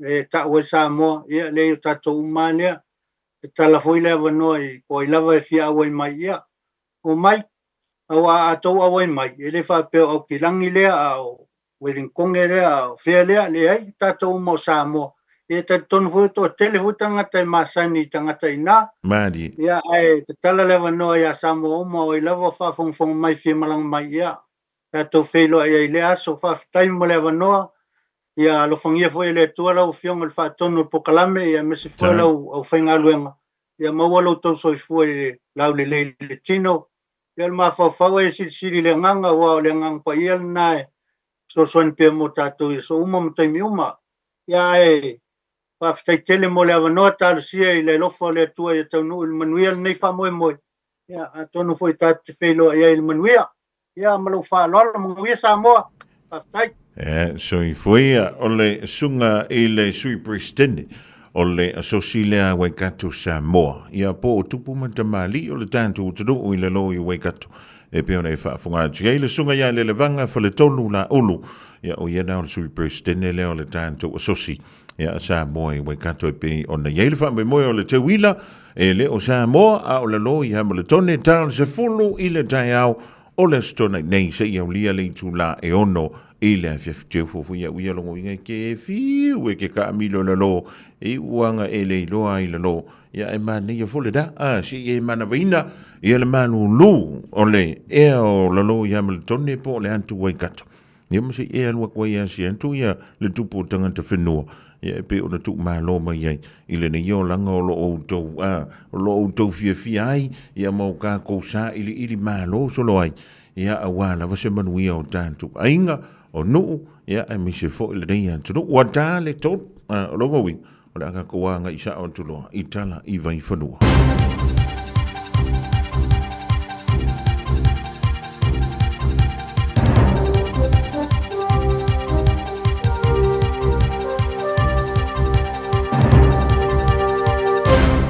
Whatalwhatu se whapoponga le nei o talafou a le Radio Samoa.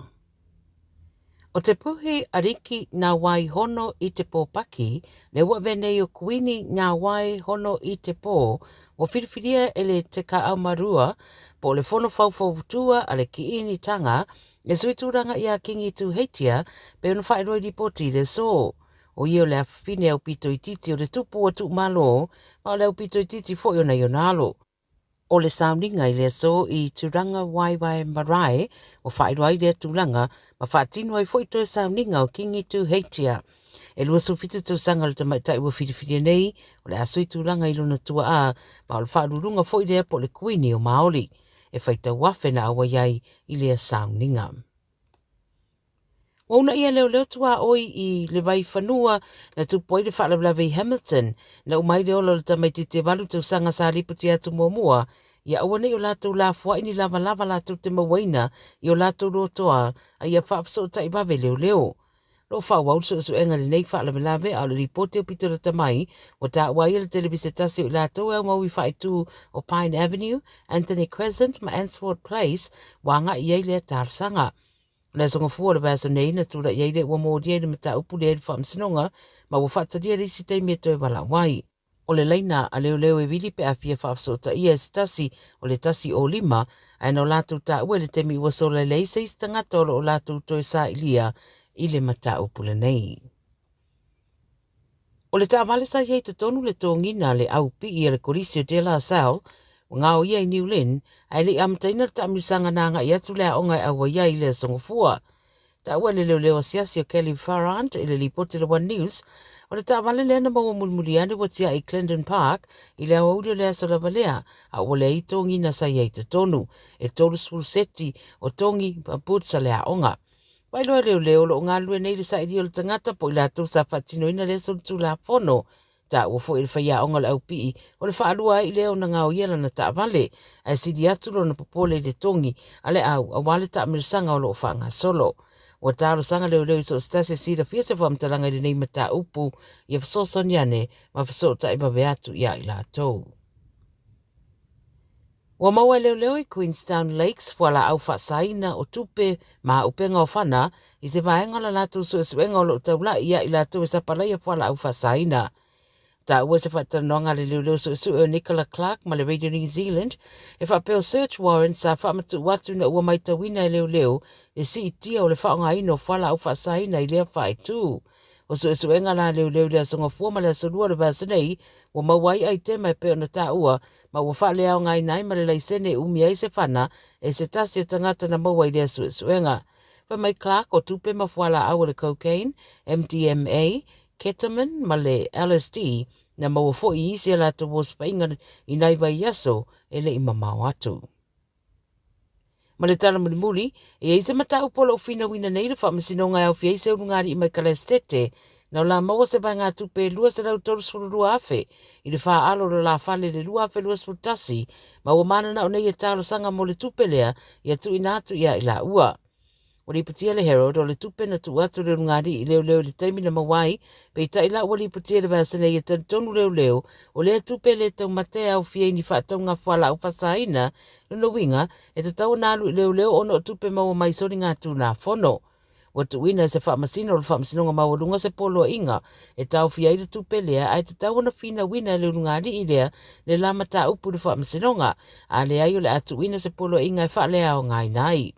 Sa nuasta se lo ia sa whaatala noe le Herald, e winga I lea mata upu, e pe e whaingo fia lava le whaapunga whaapirtania Finders Keepers, pe o le na te maua na te tau fia, pe tai, e leo le tūlanga le iei I mea uma, e ia tā ua le temine iwa iei le polo inga le whaamsinonga le tupe, ma o tau fia se ia whina wina le leia le rungari le mata upu, a le ai o le atuina o se meto tino le Crown. Sau nore lo ia o le whai unga lama le asau me le whaamsinonga, e na ia tā ua fo ia leo iei se mana o mianga I lalo le tūla whono, mō se tangata na te tuina I leo ni meto tino la tau te mawaina. Pei tai e tō tele langona o le mea tonu lava lea e ao na whai. Tala ia Radio Samoa, mō le nei story. Ua mawhai on awina atu le tala o le tau I aso taitasi ona o le langolango mai a le Pacific Finance Limited. Telefoni o Valselau fitu whawha lua fitu. E whatalo whātua lau tala nei o le tau mule so ma le aso atai ao. Winga o le tau mule so e maatele ina langi lele winga o le tau a e iai nai timu e to ulu I se taimu le a fiafi. E angi mai savili mai le tu saute isi sifo o le atu nuu ma o le angoto e fo le la I le a fiafi ana nei I le 5 minute e te ai le tu la e ono. Winga o le tau mule aso atai ao e iai taimi o le aso le a oa ma e ono iai nai timu te ulu I le awa uli. E angi malu mai savili mai le tu saute isi sifo fa asolo atu I le a fiafi. E o soa e le lai le toe luasu fitu minute le tu lai fitu le tai au a tai au, ma o le angoto I fo I le ono minute te ai le ono I le a fiafi. O le tala nao le tau mo le so ma le aso a tai au. Wa loa le tautua le Pacific Finance I lodonga tupe mo so se wha moe e pe o maliu wha I puiponga a so wha nau whainga malolonga ma so se wha lewelawe. Ai moisa le toi fui a jo wha nau I lea onga. A palai nei loi le pacificfinance.co.nz be wala au le ovalu se lau fitu wha lua fitu. E talo sanga sau nonga tupe I le vau le 5 se lau ma le lua se fulu a whetala. E lua miru te whatali e lau talo sanga online. Ai tasi le tu lai whatali e se tali. E ia inga wha bitoa. Walau lo le Pacific Finance Limited I le ovalu se lau fitu wha lua fitu. Ovalu se lau fitu wha lua fitu. 24 hours a day, 7 days a week. Radio Samoa streaming live on www.radiosamoa.co.nz. Kipi CD. It's a channel of fale. Leche mafafagu. Isi o fanagu. Kipi CD. Oka samasagu. Kufuala walu. Iyo me fatagu.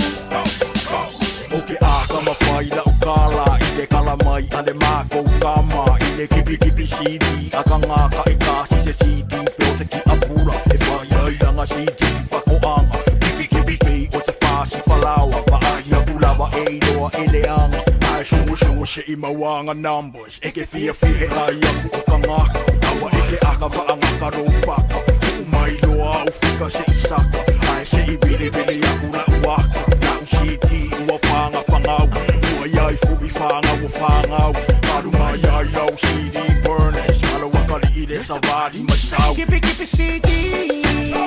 It's a channel of fale. Leche mafafagu. Isi o fanagu. Kipi CD. Oka samasagu. Kufuala walu. Iyo me fatagu. Oke o foi leali ile malonga leiloa Liki o I malala oa Hei o se aba maso masoa Kiniba fua usiki si fare oloa Ni makala ile bani atoroa Ai furia kuai male sano Samoa Koko kanginga se sena o kiniba Fiaba ai olo I makawa se singa Awa ola o koe leilo se faya inga Paula vale se seke leo au fika Fia sa o loko fua o yaka ika Burn fua wa lainga o ika Oke leika I se ika me mika I do waro fua fa aka waku ika I se leka ngaka le I luma o le kava Pamayo Mr. T a o mishido Kipi CD. It's a channel of fale. Leche mafafagu. Isi o fanagu. Kipi CD.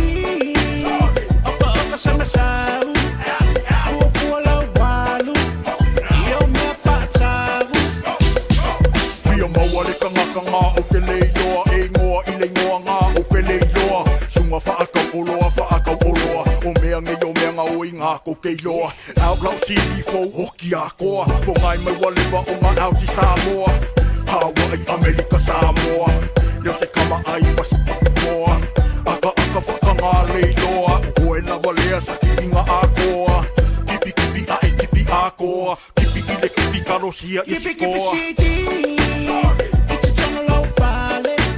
Legs and my favu. Isi o fanavu. Kipi CD. Apa sama savu. Kufu la walu.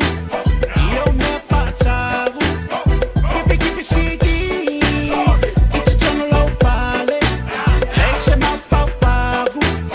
Isi o fanavu. Kipi CD. Apa sama savu. Kufu la walu. Iyo me fatavu. It's over black and white. Ali mau le langu. Tau be va penga. Ama wasa kopio le tamavelo. Kipi mama stars dio le vango. Kokolaisa.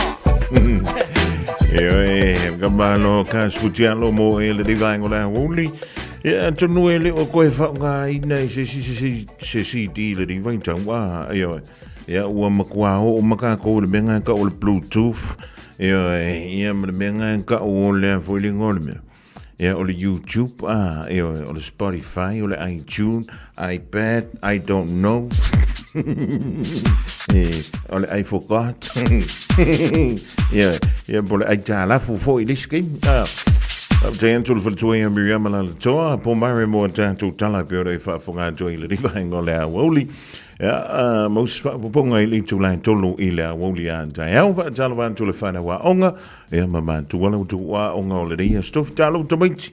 Mai o tonga mai la onga le reia so sa e alu le a onga. Ja, po le dasa e no foi le fale. Dali, o a tope sa foi le a onga li tamaiti. Wala mai le tātou numera. Tolu fitu tasi lima i tolu pea afale i tula en tolu polo kalame o fesili mantali. O lau abdoa i tu ele ongo tono le tātou. Se ili tamaiti. E te marualo ai se whailonga o sauni e le whalakeke o le Thena's Delight se maua yankeke o aso whanau whai piponga e ma so o se wha moe moe i o inalo wanga i ai lunga o le tātou Facebook ta i lalo le Thena's Delights P-H-I-N-A-S Delights P-H-I-N-A-S Delights ya ona e mai moama e matamata lea ile ata o le mau kekena ia i lunga ina whaifeo na whai ina malau oka pe a whaio nei sa uni o i le was whanau o lau whai poiponga i a po so se wha moe lava a le tau a inga po le tau e ka le sia o lau as fullo mala a whamidu tau ta i neli tu lain tolu polo kalame o le a wauli ma whangamua tautua a le Radio Samoa. Talofa lava, I'm Sione. My wife and I have 3 sons and a beautiful granddaughter who turns 4 in a few months. When one of our ainga is sick, we phone Healthline. The nurses there provide free health advice, treatment, and information, 24 hours a day, and you don't need to have a doctor to call them. When you or your family need trusted health advice any time of the day or night, just call Healthline 0800 611 116. O le Ardas Travel, o lau company e saunia umau tāpilanga mo so se malanga. O le au nanga e tutongi ei pasese faletali malo va ameli cruise mo Samoa ma le Pasifika. Matauti o le taungofio pasese o lo o iai le taiminei. A e le talitonu susu mai i le tuatusi tasi valulima Great South Road i Manurua. Pe vili mai le telefoni tolu ivalua o fa o. Tolu ivalua o fa o. E mauti no nisi wha mrianga wha pitoa, pe a e wha iloa o le Radio Samoa na moa le mei wha salalaunga, le Ardas Travel, le tali mo au ta penanga mo laumalanga. Mātou te fia e wha iloa atu wa te tala ina nei le Sandbell Buffet, mō tau maftanga i le auli ma le fiafi, mai le aso lua e o i le asto nai, lantu mai le sfurtasi o le tūlai lua, dina mai le afo le lima e o i na tāpuni, o le awha amalia ina lo fina ngalo le mātango fia ma le lelei o le tau maftanga. O saunia mo oi. Susu mai le Iva Atkinson Avenue i Otahuhu. Whaaso tai neso avanoa. Luari maiva, wha o. Luari maiva, wha o. O lua fitu, lua o ono iwa o lua tasi. O lua fitu, lua o ono iwa o lua tasi.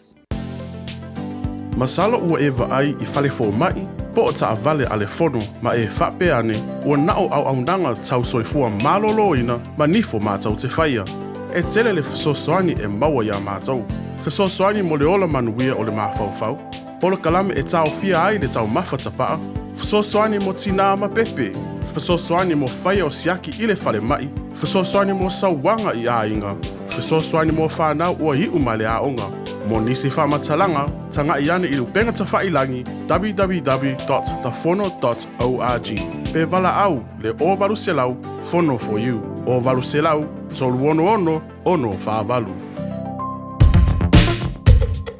All I hear is Radio Samoa, Radio Samoa, Radio Samoa.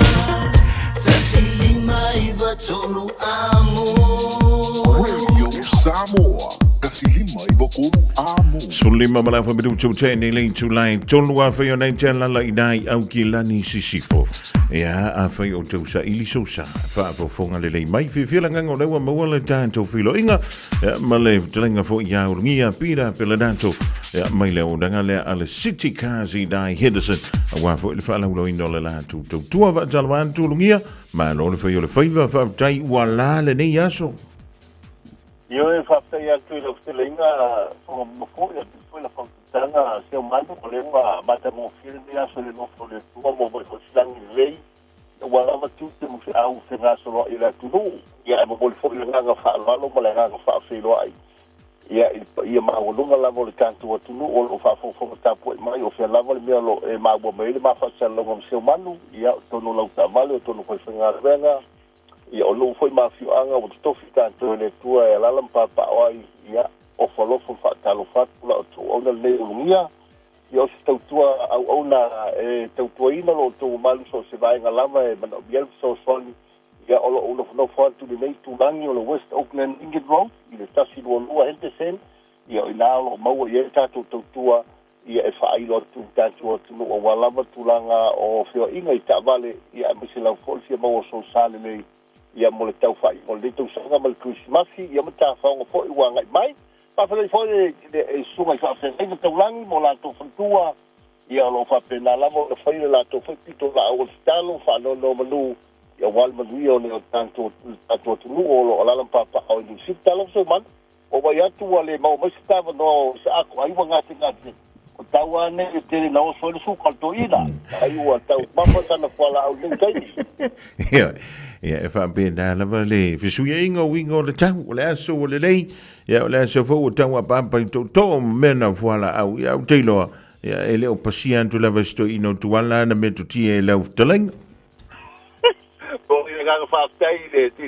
pino to ina ia to fo tatu o tu no ia o mo ia lava le silenga ya tuale ba fo so ta inga la tamai ya ile nganga ia o so tau per tu la con tanto nga venga ai mo le tu nganga fa tai se umano ia la fa ino lo ia le tau fo na venga tu dono ta business mo le tu nganga fa tai te slima to lo amo ia mo fa la lo wa le o to ia ile mo fo ni fa tau le nei tulangi ile tulanga o lo ia tu tu mo le o nanga ia o le tele yo tatu ta vale el mano no e tatu ta vale o lo ia tatu Toyota Hilux o le tau sango ta vale no lufulua ia o lo ia tonu le 2 kilometer la titia kilometer ta vale e ma fai o la ino na pampa ia o le fou mana yo ta vale ia ia si ainga mana si avisa mol ta vale le ia e ma fai o na fatawina le taimine nei o no tau sanga kilometer i le 2 mali va fe vala mai lungia pe amna mia ia se so swani mos vale mo Samoa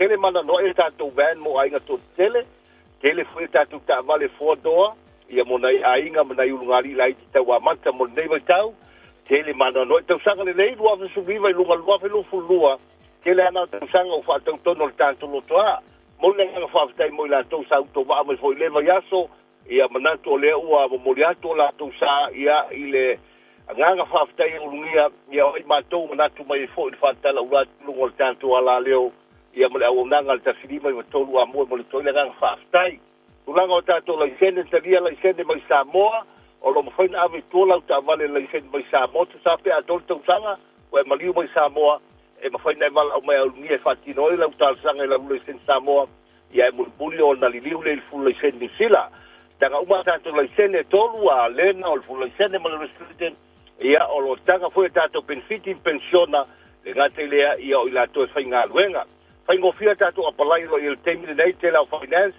ia ua tiklain mai na isi a inga e utowa mai ia lea Italia siri ka muri atoia tō tāwale fōu a ia te tonu wa tātou te ngāna me whatasi o tāwale uma ua pāsia mai le eia tātou tāwale wā le solonga mnuio o whio inga lunga o le tele ia ua lava ne infa le tonu tātou te ngāna lue whatasi le mwhaintu la fo ina o i Samoa le alama le tūlango ia ile umi o le tātou mawhtanga ia o le au tino whanofo atu nei e tau fututu mai ono tāwale fo i o lo o moli mai atu nui whafo ia e le ini atoa o iai ke le a fo ina i laenga ia e te tau o na whalelea o no tāwale o lo whao ngai atu nui whafo.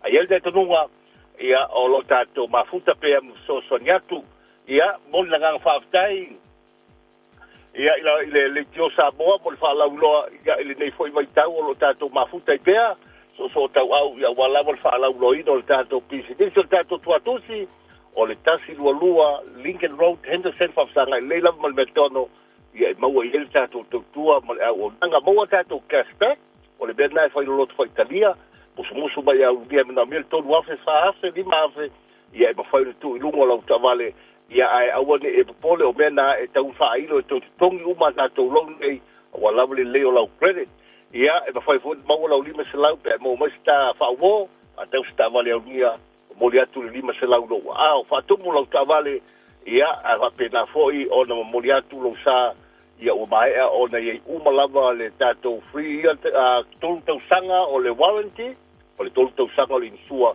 o tu fantasia o nei me o mawale pa ai le leo lo sa ia o se tala le se manu o dia tu le nga fa taila veit le sklenga le fungua lava lo ponga pa i lo pe tu la ngo me le atu pu nei man pao ia il malu le tato tu no ba le tio Samoa o lui se watu no pere lo fo tele atu ngia mo tau a mili mai unia pe a uma taimi o tātou ngā luenga i le olu atasi o malvalu fitu lua ia ma le tātou website le nā o le sirika.nz e maua iei uma i lunga anto tāwale e te sila mai mo iai le nganga whaalalo ia ma du te leida al whaasausau ma Samoa i nei weekend whaaftai mo lo mātua no se manu ia mai e tasi peo ne talai manuia ngā luenga o tō le rewhaenga o leso Talenga ia ulungia pira peledanto la city car te maua ile o iwa lua tasi lima valu iwa lua fitu pole ovalu se lau lua fitu tolu valu fitu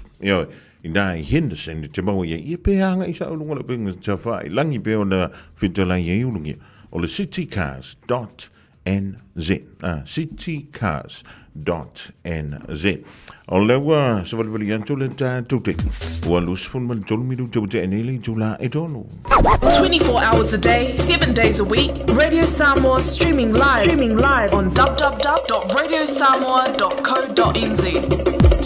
Io e to te lele manole tulu ule mafuta mai na mafuta mai la vai le tau se ful mo le lua e mai tātou tala i vai whanua mai Samoa mai le fionga i le alori i angal walamana autanga vai a tipi autanga vai se ia o mai la valeriting malo fa tang wa mai oi ya wa mai au ngā rueng o i ngā rueng o vai bonga o e manolo so amu ia o e ngaro mai moa ia malo sila ia malau te oto ia malau ngā pe vai malo atu mantua ma tavalele na ia to piki mai le fana wa onga le ria woli malo tomaiti a mai o tonga mai la o kalma nei o le la jalo sia o le a la fa solo antoa tuai ia le ria stof maleaso antao male weekend waka lelava ma ali ia le watantu ile vaitain o le spring po le tau ma fana ia va talavanti ia Queenie Savelio Stolomilo le uso ia Vitale Stars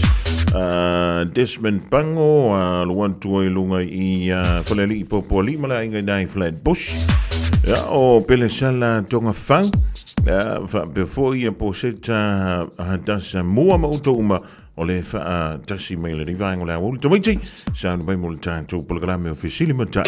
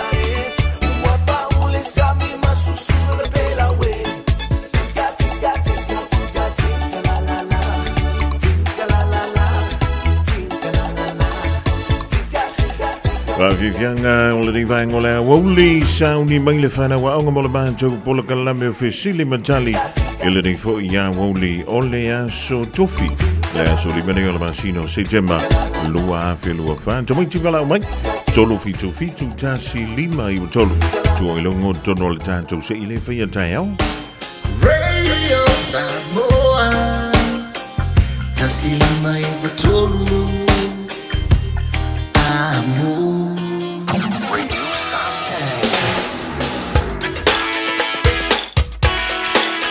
o le wa lua miru te te nei le a fo le tolu fa tala fa tu ilo le fa na wa unga le rivainga o le a woli malo tomaiti ya o ha bai o tolu le rivainga o le aso sa e alu le a unga ia po o le dansa e no foi le fale ya a foi o nei te tono le ta vale fa mo le leilo fu spa na umala lanchi le na avela ya le ta si na nei so ma mila o pia o le numero ma sanyo le telefoni e vala we o tomaiti tolu fitu tasi lima i tolu fitu tasi lima i tolu tanto polklame ma sani o Fesili Matali o lo o lango ina pea e le falekeke o le Fina's Delight se ma wa yeke ke o aso fandau fa i ponga ma so se fa moi na o luanga i la vailunga o le Facebook ta ilalo P for Peter P pe telo ihoi PHINAS Delights on na e sila le ma e mai mo i le tele malano no i mau keke ese o lo fa pele o na mo ale avado ai fili mai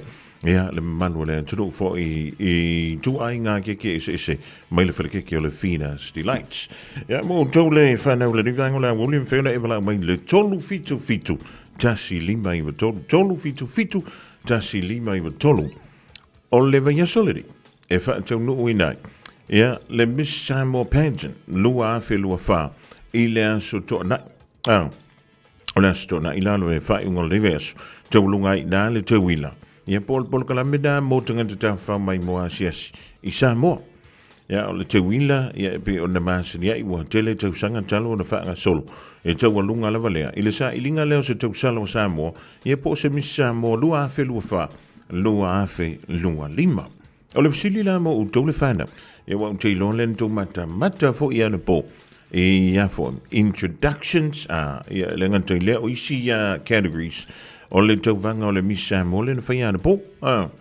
si ta o mai le si ta o le tomiti o le Fesili e to afia tene ia o le to vanga o le Miss Samoa le to sang to afia ia e le na o to rua e o van tu lunga ma le to rua alo e su e mai le tani o le tanto si o le vala mai ele tolu fitu tasi lima i tolu la wole lunga le na talofa lua ia soifua talofa se mai moi talofa o mai oi na ia fapetai dele oi lo ingo me kairi sa lula onga Lole. Ia, si fui sauta. O hato me sa fui leo. Ai. Sa fui leo? Ai. Oi, sa fui de me ai, o lan ko me ai le sa fui. Me fai le lunch. Ia, o lan ko lunch le sa fui. Grapes. O grapes soli ka fiona. Ia, ma si me sa tu ai leo.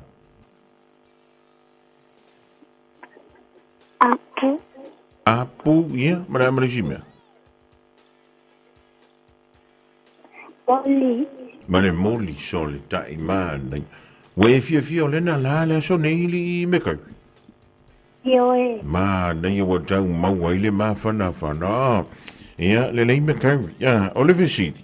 E to a fia tine le tau vai le Miss Samoa le nei tau sang.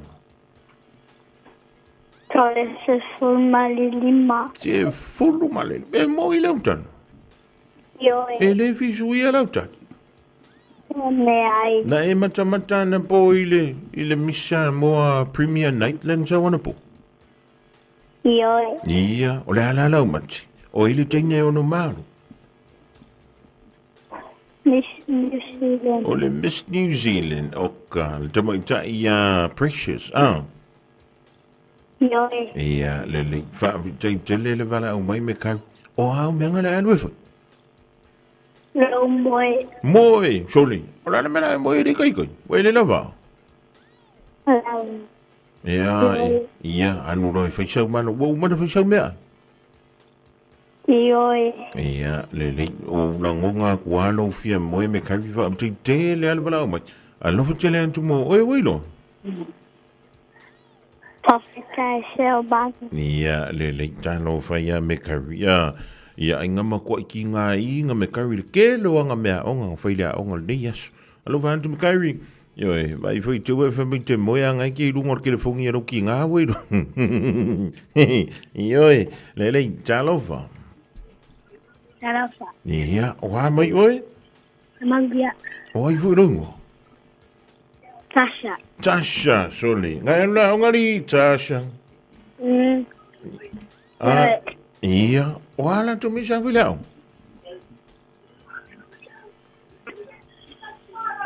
Ka alo. Ia. Ai. Ka alo amare ai a. Ka ima ngai sol. Ka fia peia o eri Tasha ngara ka alo amare ai a. Ia. Mane a? Kusi. Mare kusi. Ia. O le arko kusi renga whaika.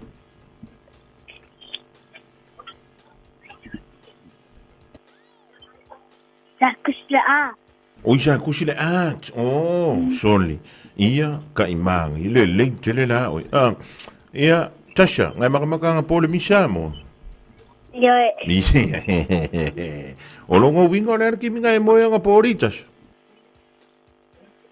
Se fulu. Se fulu. Ola, soli, ka fiolai. Ngai vavea la la antaya. Ioe. Ia, le. E toa fia la te le misa mo le tausang. Se fulu lima. Se fulu male lima ka ile. O ai la lau mati. O ai le tene ono manu malo. Number 10. Number 10. Si mo ka ngole su e kule number 10. O la me o e fa mai manu malo number 10. Elele. Oh, okay. Elele la. Aulele. Oye, aulele. E aulele pioa. Pioa. Hey. Ai le aulele pio kau. Ioe. Ia, makwase kweli pa lingi ala ka wale Tasha lele. O me ngala alo fa. Aula homework. Faila hum. Ola no homework ngai fa.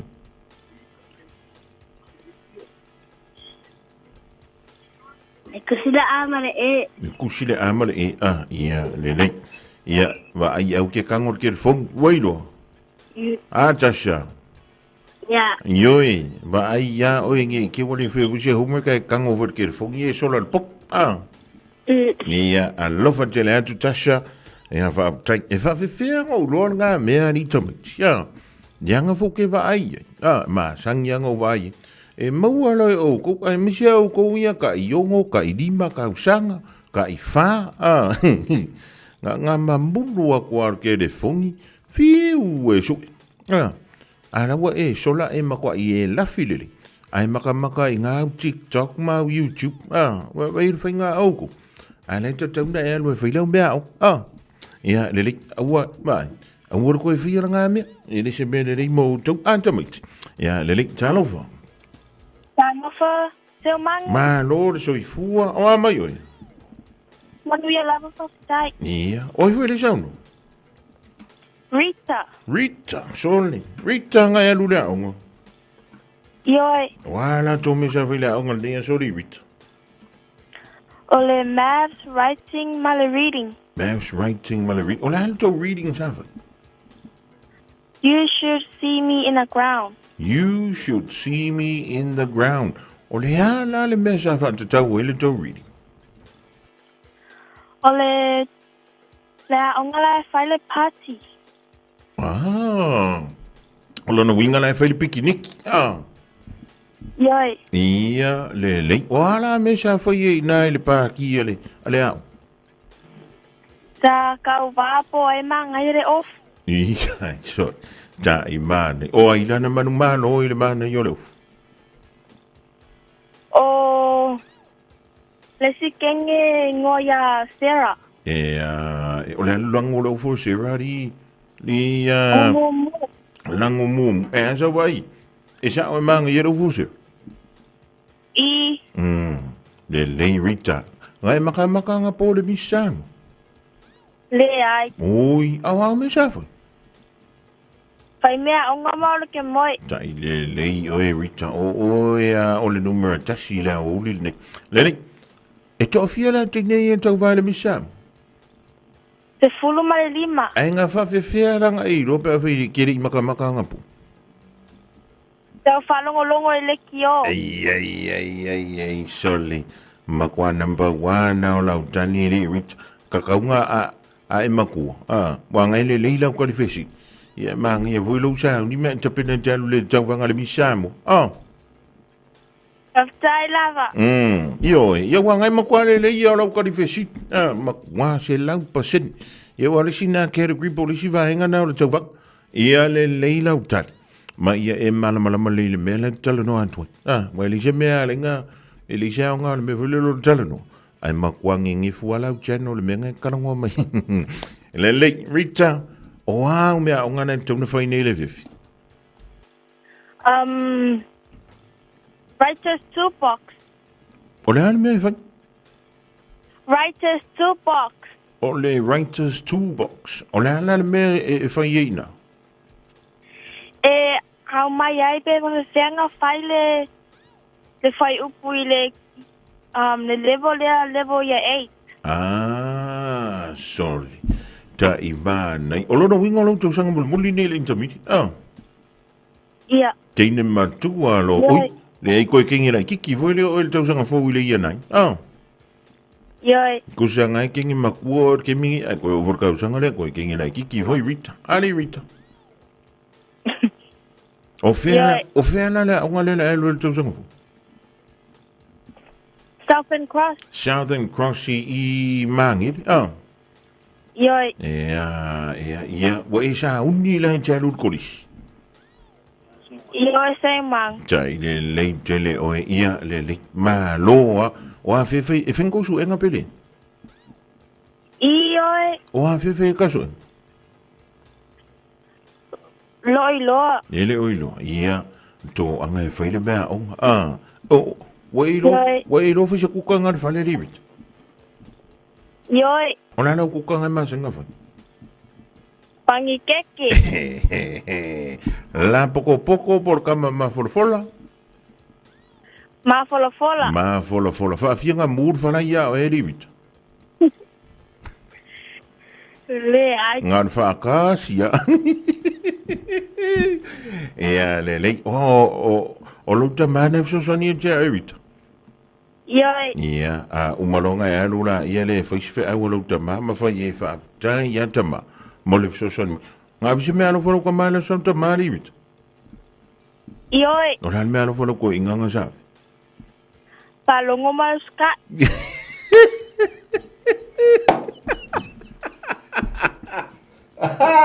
Awoi, ka fiolai. Rita, ia, ka kuanga maela ukalanga ko angai lea onga, manuia na waonga, ia. Tamu whaila I le misamo, o oia o le lo ia malau kali le whiawhiringa ia Rita.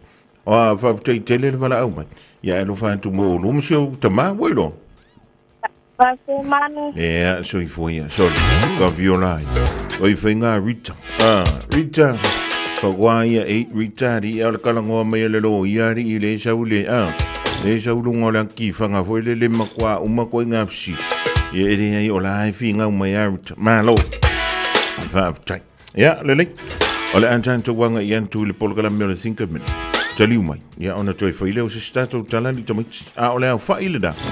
Ia, o tamaita ia e awa I antu le tau wanga le tau sang kwa ko ke le arka wanga. Ia, se fulu ma le lima. Tamaita. So ili mai ai. Ia le tau sala o Samoa. Lua afe lua wha. Lua afe lua lima. Ia, o ile la asuia. Ia le tamaita ia moe moana Schwenki. Just think a minute. It could change everything.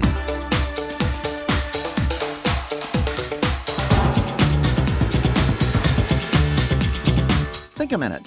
A guy was complaining to his friend about his wife's nagging.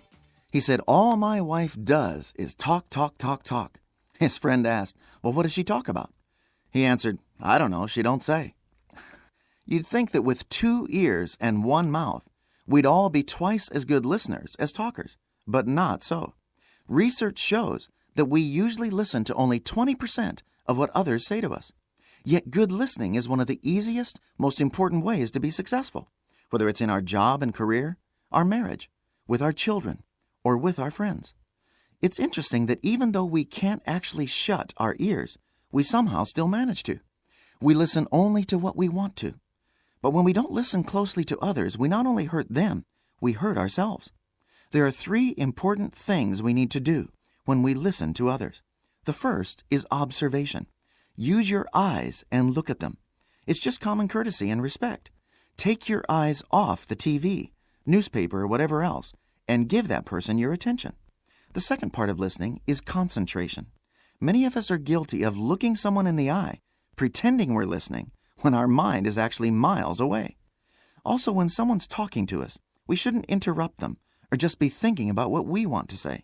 Hear them out. Listen to everything they have to say before you respond. The third and probably most important part of listening is consideration. This means using your heart. Really care about what that person is feeling and going through. Don't just hear the person's words, but try to understand their feelings. People usually know if we're really interested and care about what they're saying.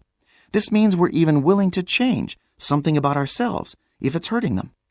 Jesus Christ said that if we really listen and understand what He's told us, then we'll actually change and start doing it. So why not listen to your Maker today? He'll help you care enough to give an ear to others. So not only will they be happier, but you yourself will enjoy the success that comes from being a good listener. Just think a minute. If you'd like to...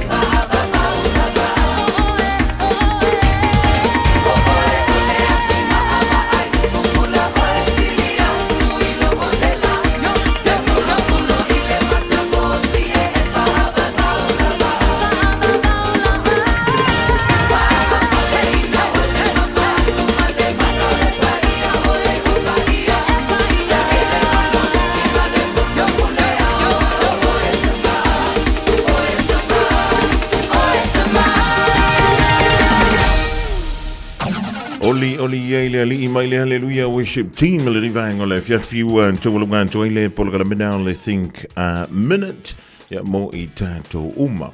Ua tawalunga toi fo ina mo polgala me le fana u fisili matali le nei stofi ya tamaiti.